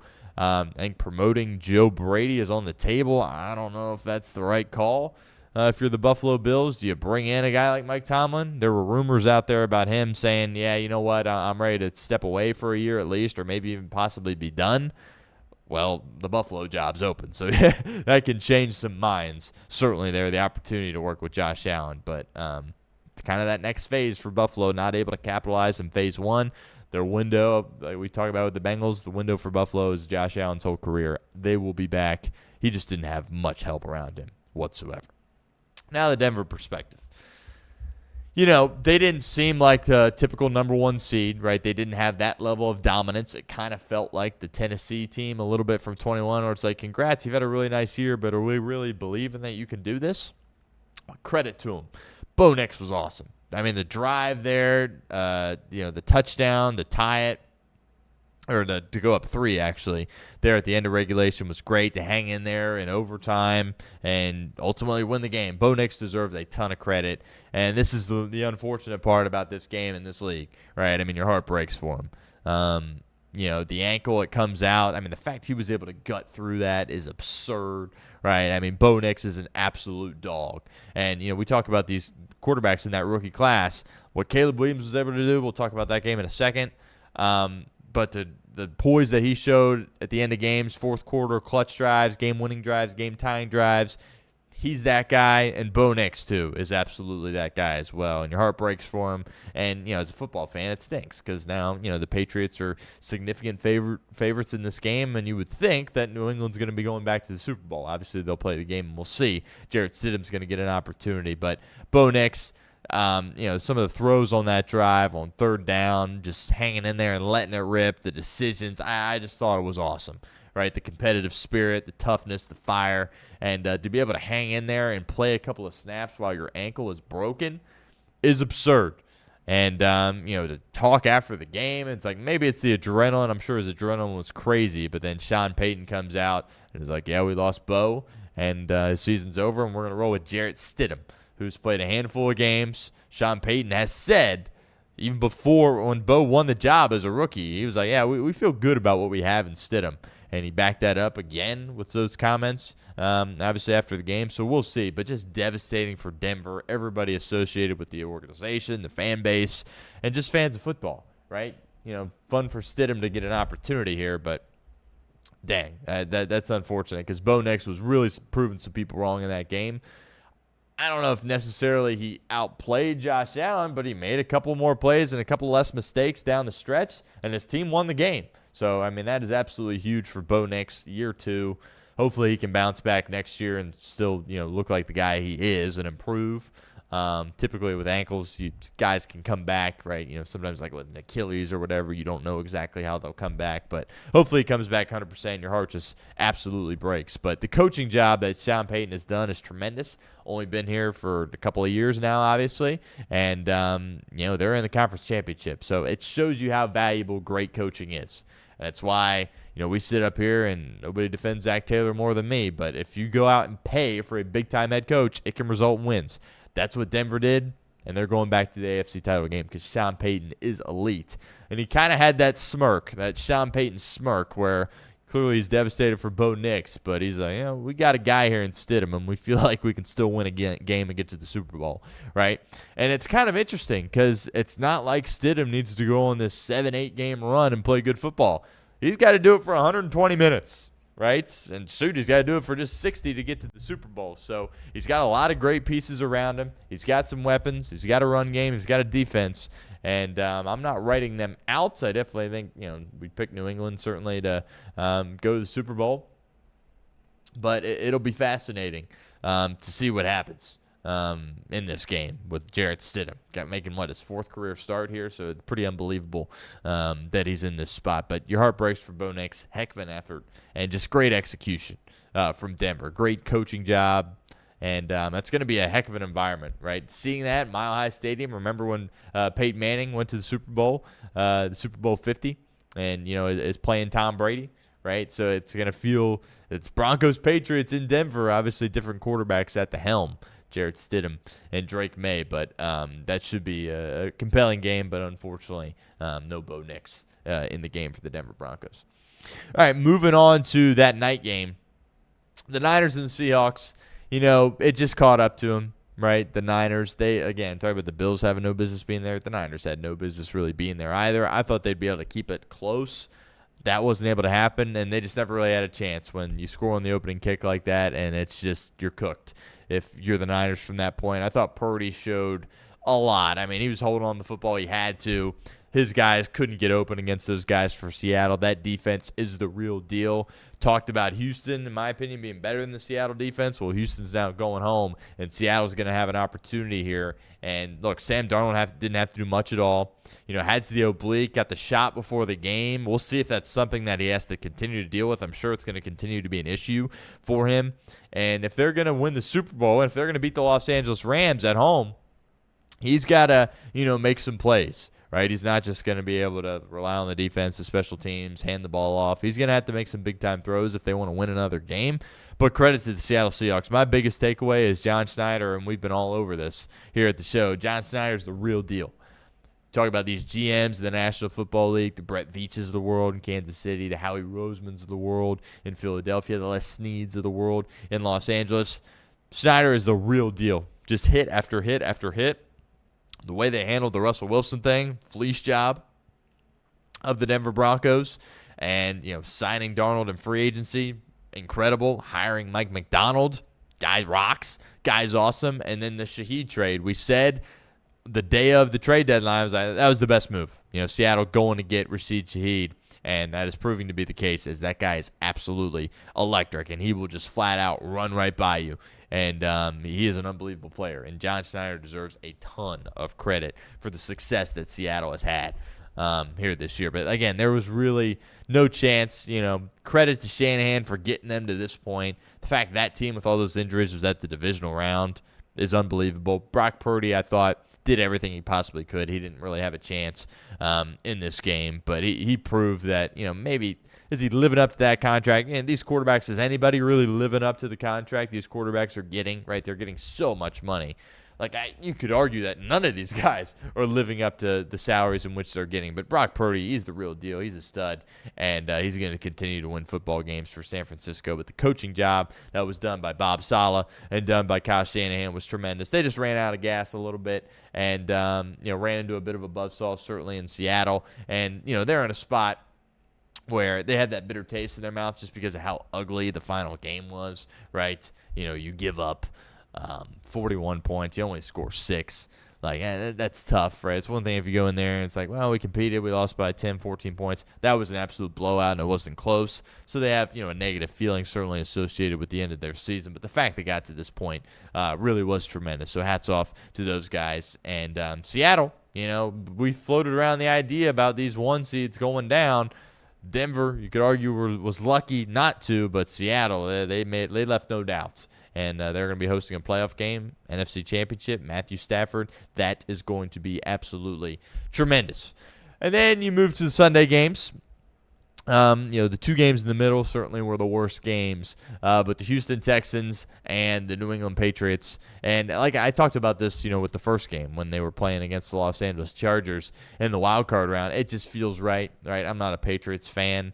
I like Drake May, I like Vrabel certainly, but just home playoff games in New England with the crappy weather, it's what I grew up watching, right? I mean, Tom Brady, then that's what you saw. You're watching the AFC playoffs. Probably a game in New England, right? And it's back to that way. Credit to New England on the year that they have had. And, it just takes – it's survive and advance, right, at this stage of the year. That's what it's all about. And the good teams have the ability to do that. Tom Brady, right? People call him the GOAT. Did he look like the greatest player of all time in every postseason game? No. Right? Now, he didn't fumble as often as Drake May did, certainly in this game, but you just play good enough to win the game. You understand what it takes to win the game. Joe Burrow talks about this all the time. You get a feel for how the game's going to play out early. Oh, is this going to be, an ugly game where there's some turnovers and we just got to do our best, hold on to the football, pick up positive yardage, right? Is this a game where it's like, oh, we need to be aggressive here because we need to score a lot of points? Is this a game where we rely on our defense? Is this a game where we rely on our run game? Is this a game where field goals are fine? Is this a game where field goals will kill you?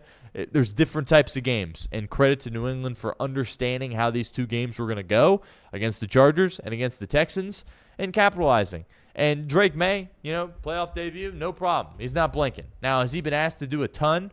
No, but I thought he made some really good throws in the game, especially early, right? Because early, it's anybody's game, and for New England, that's when the pressure was the highest because they had the lead the whole time. And that first touchdown, it was, they got a big chunk on the 3rd down, and then it was like, all right, 4th and 2.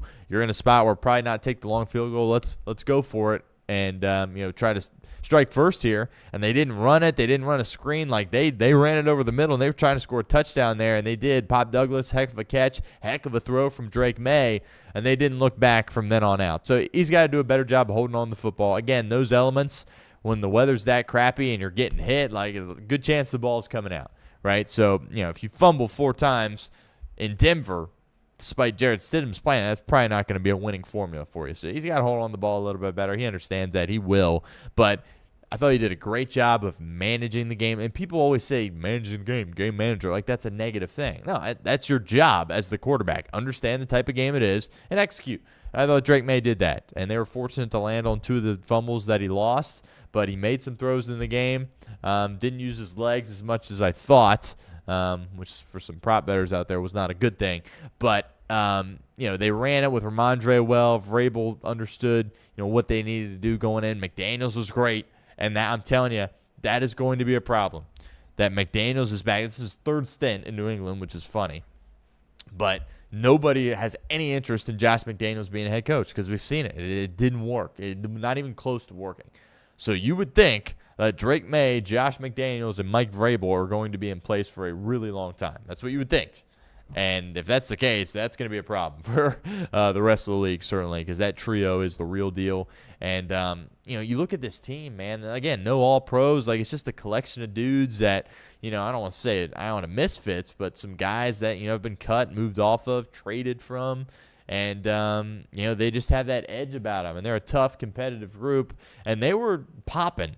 The pads were popping there. And New England doesn't get, I don't think, as much credit as maybe they deserve defensively. But, that's not like that Houston defense or the Denver defense or the Seattle defense. But those boys were out there competing at all 3 levels. And they were collapsing that pocket on Stroud. We'll talk about the Houston angle in a second. He was terrible. But, you were getting pass rush there from Barmore and Milton Williams. How about that? What an acquisition from Philadelphia he is. And their linebackers with Spillane were great. They got the 2 kids playing safety now after they moved off of Duggar. Craig back there, Craig Woodson, was doing a tremendous job. Gonzalez will lock you up. So they got some guys out there that are flying around making plays, playing with confidence, feeding off the energy in that stadium, and understanding what it takes to win. Right, and it felt very, very Belichickian, right, where it's like, they might not go out there and look great, but they just know how to win games. That's kind of the Patriot way, just find ways to go out there and win. They're favored, obviously, in Denver because of no Bo Nix, but, even if Bo Nix was playing, I would feel good about the Patriots going in there and winning. So kind of feels like they're back, which is crazy. It's maddening for the rest of the league, right, because it feels like they're going to go on a run. I know people get carried away in the media about, here's the next dynasty, right, after one team wins 1 Super Bowl or 1 NBA Finals, right? But I don't know. It's hard to imagine them not being a threat for a really long time. I mean, May, he checks all the boxes. He's durable, leadership. Talking about face of the franchise, right? That's a guy. I mean, he's 23 years old, but that's like a grown adult in the room. He's married, right? His teammates love him. He's tough. Can make all the throws. Usually makes good decisions too. I just can't say enough good things about New England. And you would think they're going to be back in the Super Bowl, which is crazy that it only took a few years for them to get back at this level. But shout out Mike Vrabel. Titans are clowns for moving off of him. Credit to the Patriots for addressing it and saying, yep, that's our guy. Credit to RKK, Kraft, right? I talk about how some of these coaches kind of get the short end of the stick and they get fired right away. Well, credit to Kraft for realizing that, the guy they had in place last year, their former player, the DC, whose name escapes me here at this point, and saying, you know what, we're off him. Like, let's move on. We got an opportunity to get Vrabel here. We'll go one and done and do that. And it's paying off in big ways for them. Credit to New England. Hasn't looked pretty, but 120 minutes away from hoisting a 7th Lombardi trophy, which is pretty unbelievable if you're Robert Kraft and the New England Patriots. From the Houston side, they got an issue there at the quarterback spot. And, C.J. Stroud, the 3 playoff wins in this league are huge. Right, 1 playoff win from Kirk Cousins got him $100+ million. Right, I mean, these teams, like, if you win a playoff game, that is a big deal. And all C.J. Stroud has done is win playoff games. And the first 2 years, they were solid. They beat Flacco in the 1 with Cleveland, right? And let's be clear, they beat Pittsburgh in spite of C.J. Stroud, right? C.J. was doing everything he possibly could for them to lose that game, right, against Pittsburgh, but their defense was just too good, and they were able to move the ball well enough and shut down Aaron Rodgers in that Pittsburgh offense. But, I mean, this was bad. This was really bad, completing less than 50% of his passes for most of the game, 4 interceptions. I understand if you're getting hit, but the last thing you can do when you're getting hit is float it over the middle. It's like the cardinal sin of playing quarterback at any level. That cannot happen. And when he was a rookie, that was his whole thing. It's like, yeah, this dude's balling, he's making all the throws, and he's not turning the football over, right? He cannot turn the football over like that. And Davis Mills kind of came in and saved their season when Stroud was out, and Stroud had some moments. Again, like he made some throws against Pittsburgh, but it looked like his confidence was just absolutely shattered. And there's a narrative around him where he's like, well, he can't win the big game, right? He couldn't do it in college. I mean, he's won 3 playoff games, so those are big games. I'm not out on C.J. Stroud, but, you know, I think going into the postseason, you're going, yeah, we're going to extend C.J. this offseason. Like, obviously, you're picking up his 5th-year option, and then you're looking to extend him. I would hold off a year on extending him. And, you know, maybe you take a gamble if you're Caserio and the Texans and say, well, we can get him at a better price after coming off those horrible performances, and then you do it. Again, I'm not ready to think about going elsewhere at that position, but as far as giving him a big-time, long-term deal, I don't think you can do that at this point. And Reed mentioned this on Off the Bench. Going forward for the next 5 years, I'm not saying I would take Bryce Young over C.J. Stroud, but remember this conversation. When they came out, it was, you know, split, and I think the majority would say go with Bryce. I was certainly saying go for Bryce. And then the first couple of years, certainly the first year, you're like, never mind, go with C.J. Now, I still think for the next, 4 or 5 years, it would be tough to commit to Bryce Young over C.J. Stroud. But if you said, who do you want in 2027 or in this next coming NFL season, I'm taking Bryce Young over C.J. Stroud. I thought Bryce was awesome in the end of the year to get into the playoffs, and certainly against Stafford and the Rams in the wild card round. But that's an interesting conversation. So you got to do a better job of taking care of the football. We mentioned this during the show last week, where it's like he has to understand what is asked of him, right? The Texans aren't asking him to be Josh Allen. So stop trying to play like that, right? Understand that literally all they needed from you was to protect the football. Punting for Houston in this game would have been fine. In a lot of situations, it would have been optimal, right? Like, let your defense go to work. Now, credit the Patriots. They got a lot of yards against that Houston defense, which I was surprised they were able to do that.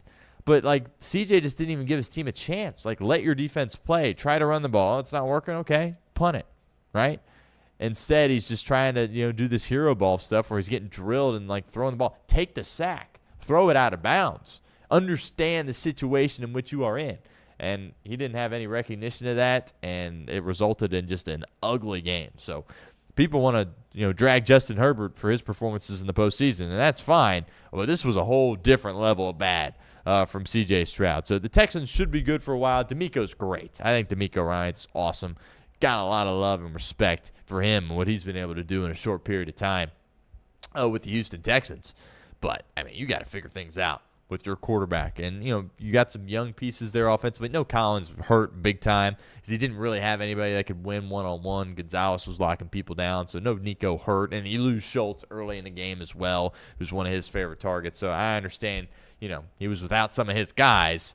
But if you're a quarterback that's going to be making a ton of money here, which I think a lot of us thought going into this postseason, you got to be able to overcome that a little bit, or at least be able to hang in there and not look just completely inept. And, the weather was obviously an issue.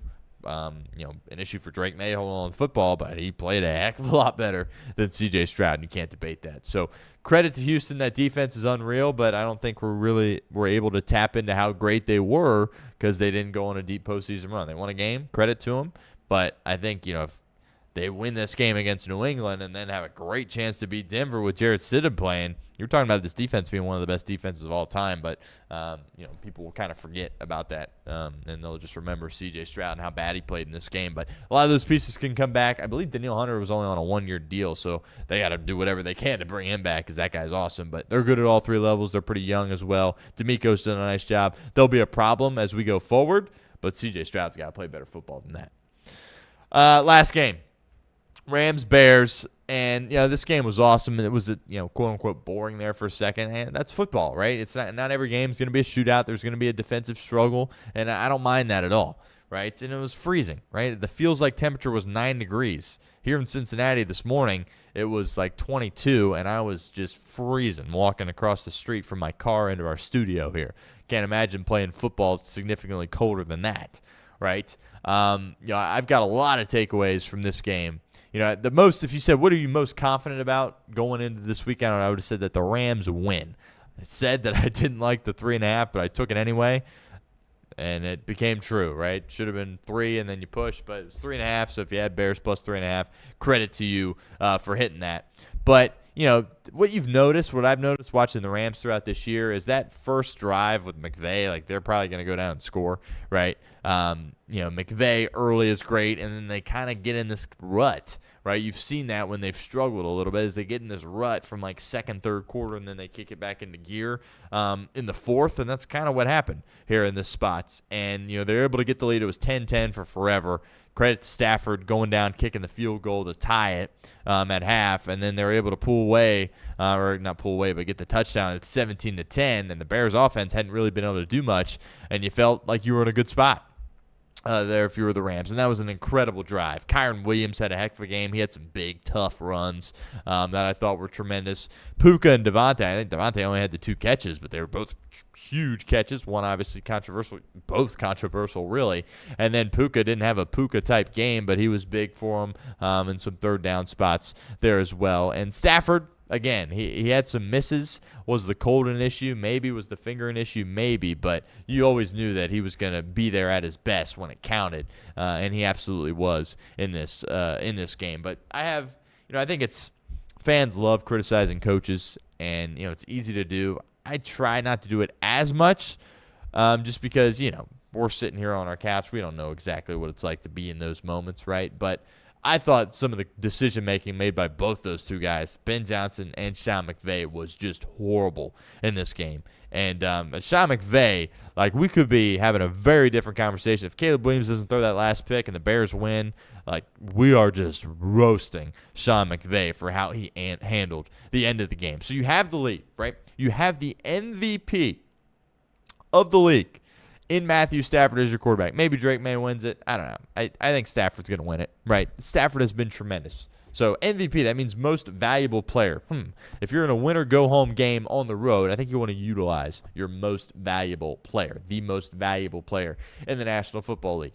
And they're up 7, right? And they're obviously trying to choose some clock, get Chicago to use their timeouts, and then trust your defense, right? Well, the other side, Caleb Williams has proven that he's a magician at the end of games in the fourth quarter. And again, you have the most valuable player as your quarterback.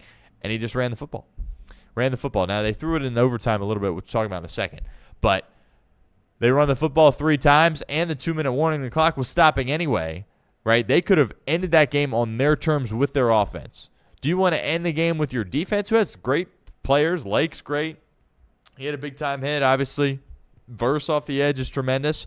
Or do you want to end the game with you, the play caller, who's supposed to be one of the best and is one of the best play callers in the National Football League, 2 of the best receivers in Puka and Devontae, and the most valuable player at quarterback? And they decide, you know what, we're just going to hand it off, and we're going to trust our defense here. What's going to be optimal field position for Chicago. Now, it was a horrible punt, and they got it at the 50, so it was great field position, but it was going to be optimal field position nonetheless. So I didn't understand that at all from McVay.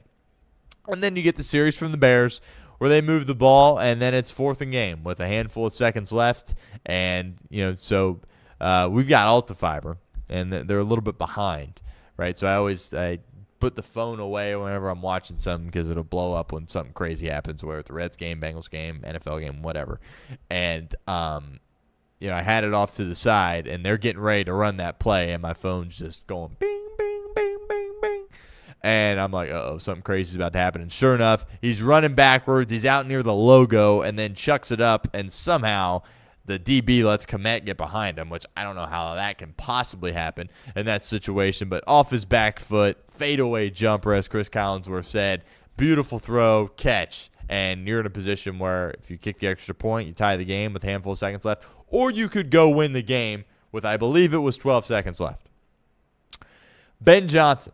His whole thing is I'm putting my guts on the table each and every play, right? Which I thought this was horrible from Ben Johnson. Whatever conversations he had with Dan Campbell in Detroit, I don't know. But their whole thing is we are going for it on 4th down. We do not care what game it is, what situation it is, who we're playing, what the conditions are. None of it matters. We're going, right? This is a freezing game, Right? It is freezing cold. How many drop balls did we see in this game? It was going to be difficult to score points, despite the fact that the Bears' defense was supposedly not very good, and the Rams' defense over the course of the end of the year and into the playoffs had shown that they weren't that great either. Right? And Ben Johnson refused to take the points. Multiple opportunities where you could just kick a field goal. Right? Again, understand the game. Some of these games you go in, right? Baltimore, Cincinnati for the past couple of years when it's Burrow and Jackson's like, well, this is going to be a shootout. Right? You need to go for it each and every time if it's optimal weather. That wasn't the case. It's freezing cold. You had guys dropping balls all over the place, and Ben Johnson's like, nah, we're going. Right? They had plenty of opportunities to take points in that game, and they did not do it. So that, to me, is your identity as a play caller and as a football team. And then you want to shift off it and not go for two? Right? Now, that if I was a coach, that wouldn't be my approach, right? To go for it all the time. I wouldn't do that. So I wouldn't have an issue if I was calling the shots, taking the extra point. But when you've gone for it all game and that's who you are, you're Mr. Aggressive, and then you're going to kick the field goal? I don't get it. Now, had you been bad in short yardage throughout the game? Yes. Had you gotten stuffed there initially? Remember, before the game, tying drive for Chicago, you had a goal-to-go situation. You went run, and then you had to throw it on 4th and goal, and that was one of the worst throws or worst decisions, worst execution moments from Caleb Williams throughout that game. Maybe that sequence looks a little bit different if you give him 2 opportunities to throw instead of just 1 on 4th down, right? But kicking it there, I didn't get it. And I bet if you're Sean McVay and if you're the Rams or you're a Rams fan, when they lined up with Cairo Santos, it was like, oh, my God, what a gift, right? Because overtime with Matt Stafford, yeah, you'll take that, regardless of, how good Caleb was late in the game. On top of that, McVay, we just talked about how bad he was there on the final drive before he kicked it back to him. 12 seconds left, 2 timeouts. MVP of the league, most valuable player, Matthew Stafford, Puka Nacua, Devontae Adams are on your team. You don't need a touchdown. You need a field goal. And you need it, right? No timeouts? Sure, right? You don't have anything to work with. You got to get out. Fine. You had all areas of the field to work with. You want to throw it over the middle? Throw it over the middle. We call timeout, right? I did not understand that at all. They could have ran 2 plays, had 2 completions, timeout, been in field goal range. That was a realistic possibility, and McVay said, we're good. And on top of that, makes the decision to just run it there as they're trying to close out the game, kneels it with 12 seconds. Overtime starts. What's he do? He runs it 3 times, and they punt it. Your quarterback, Matthew Stafford, the most valuable player in the league, the last possession in regulation, your last real possession, you run it each time. You don't trust him with 2 timeouts in 12 seconds, and then you run it 3 times and punt on the opening drive of overtime. And, that's not who he is. It's one thing if McVay is like a run guy. That's who Ben Johnson is, right? He wants to run the football. That's not McVay. He's a pass-happy guy. You're not going to use the most valuable player in the league? Thought that was just crazy from Sean McVay to make those decisions. And then Caleb Williams. The 4th and 8 play is the best play we've seen all year. Does this top it? From an athletic perspective, no. It's still a great play. It's a bigger play, right? It's 1 round later in the playoffs, and it's basically at the buzzer, right? So it is a huge play, miraculous. The magic that they have in Chicago is unbelievable. I kept thinking, they can't keep getting away with this. But they have for such a long time, and eventually their luck just barely ran out here in this game. But what a treat it was to watch the Bears. And look, I've been hard on Caleb Williams. I'm not a Bears fan, but if you're a football fan, that's pretty cool, right? And I said this on Off the Bench. When the Bears are good, right, they haven't been good throughout my life. The 1 year with Rex Grossman when they went to the Super Bowl. But that's one of those brands where it's like, you know what, it's Chicago, right, that stadium. The environment, just watching it on TV was awesome, right? So, it's good for the Bears to be kind of back and be good. And I think if you're a Bears fan, there's disappointment because you had opportunities to win. But you look back on the season and go, you know what, we're in a good spot for a while. We got our head coach. We got our quarterback. That was a lot of fun, and we should be doing this more years than not if you're the Chicago Bears. Now, you got to play better throughout the duration of ball games, but, you're not going to rely on that magic each and every year. Remember the Chiefs, right, when they went to the Super Bowl last year, they won all those one-score games, and then this year they lost them all, right? So that's not going to be sustainable. But you got a lot of optimism if you're the Chicago Bears going forward. But had an opportunity, right? They get the ball and they're moving it. They're picking up some first downs. And, Caleb Williams, credit to him because some of these guys, and not really the quarterbacks, but some of these players, they'll be like all, celebrating or whatever. Caleb Williams is locked in, right? You say what you want about him and his nails and, how he carries himself, whatever. When it's crunch time, like, he's locked in. But he picked it up that first down on that sneak, which, by the way, you're seeing more quarterbacks kind of go out to one side instead of just go right up the middle, which is interesting how that's changed. But and then he kind of stares into the camera a little bit, thinking he's kind of hard, right? Thinking, we're a first down away from winning this ball game and going to the title game in Seattle, and then immediately throws an interception, right? And if you want to be banging Josh Allen for his interceptions, Caleb Williams were a lot worse. Right, and people say DJ quit on the route, whatever. It was a great play by Cam Curl, unbelievable, right? Unbelievable catch, and he twists his body so he keeps the ball above the ground, really tremendous. But that can't happen if you're Caleb Williams. Can't happen, right? Why are you taking that deep of a shot anyway? Like, the clock's not a factor; it's overtime. Just why are you being aggressive, unnecessarily aggressive there in that spot? Just continue doing what you're doing. Right? And then another negative thing I got to say about Ben Johnson, I don't get how you don't run quarterback power with Caleb Williams.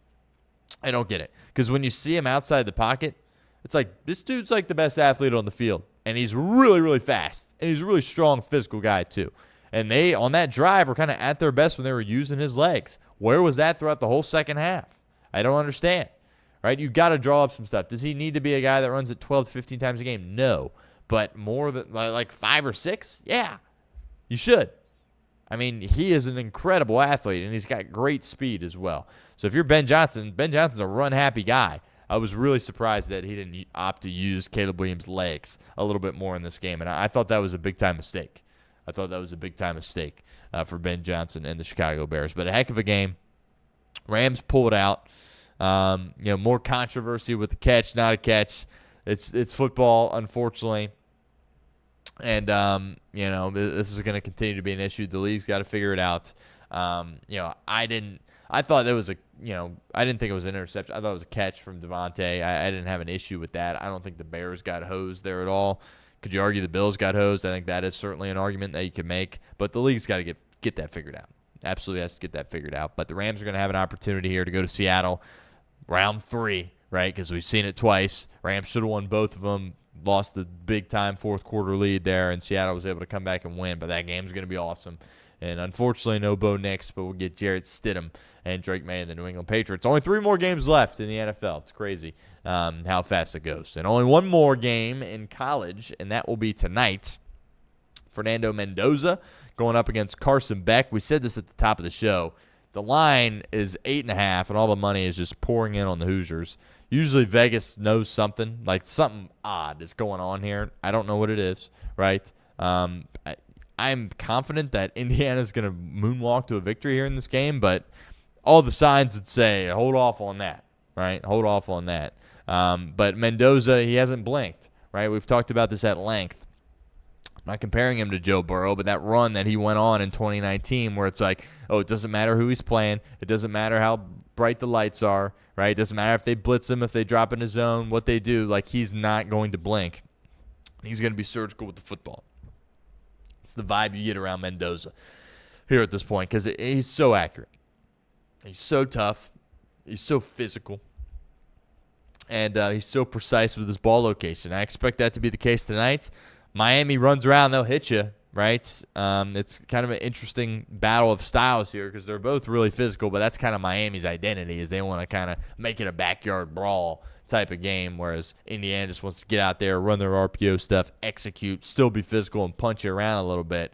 But, if Indiana scores, 27-plus points in this game, they're going to win, right? And if they don't have issues scoring the ball, I'll put it at 27. If they score 27 or more points, there is no chance that Miami wins this game. But if Miami can play good defense, get Fern off his mark a little bit, keep it more of a low-scoring game, they're going to have an opportunity. Carson Beck, got to give him credit, right? He's played solid here throughout the playoffs, and this is a huge opportunity for him. And, Mario Cristobal, not the biggest Cristobal fan. I certainly would give the coaching advantage here to Cignetti, but credit to him for the run, and he gets to play that underdog card. And whenever you're in a spot where you can do that, that can be very, very powerful, and it can give your team a real advantage here. So it's in Miami. So, Miami doesn't have to travel at all, so that's obviously beneficiary for them. But at the same time, are you in a spot where there's going to be a heck of a lot more Miami people? No. Like, I would expect there to be more Indiana folks here. Indiana's got the #1 alumni base in the country. They got Indiana fans everywhere. If you've been out in public, it's like they're popping up all over the place, these Hoosier fans. So that's going to be a very intriguing game tonight. Got to tap in, obviously, final game of the year, and you got to start talking about if Indiana's able to win. Are they one of the best teams of all time? They'd be unprecedented to go 16-0. They've played some really good teams. They've dominated some really good teams. And we'll see if they can cap it off tonight, but certainly looking forward to that. Lots of stuff that we will discuss as the week continues to progress. Happy to be back. We'll have some guests on throughout the course of this week. We'll talk head coaching stuff. We'll turn the page to free agency. We'll talk about these championship games. Reds Fest was over the weekend. There's some interesting Matt McClain stuff we got to talk about. Are the Reds going to sign a bat? What did Tito Francona, he spoke recently. What does he had to say? Ellie De La Cruz will not be participating in the World Baseball Classic. Is that his decision? Is that the Reds' decision? I don't know. We'll talk about that, and we'll talk Bearcats. Talk Miami RedHawks. I don't know. Are the rankings out? I don't know. I haven't gotten a notification yet, so we'll see if that's coming at some point. But the RedHawks absolutely should be ranked. But that'll do it for this edition of the show. We will be back tomorrow. Appreciate everyone as always. Until then, take care, everybody.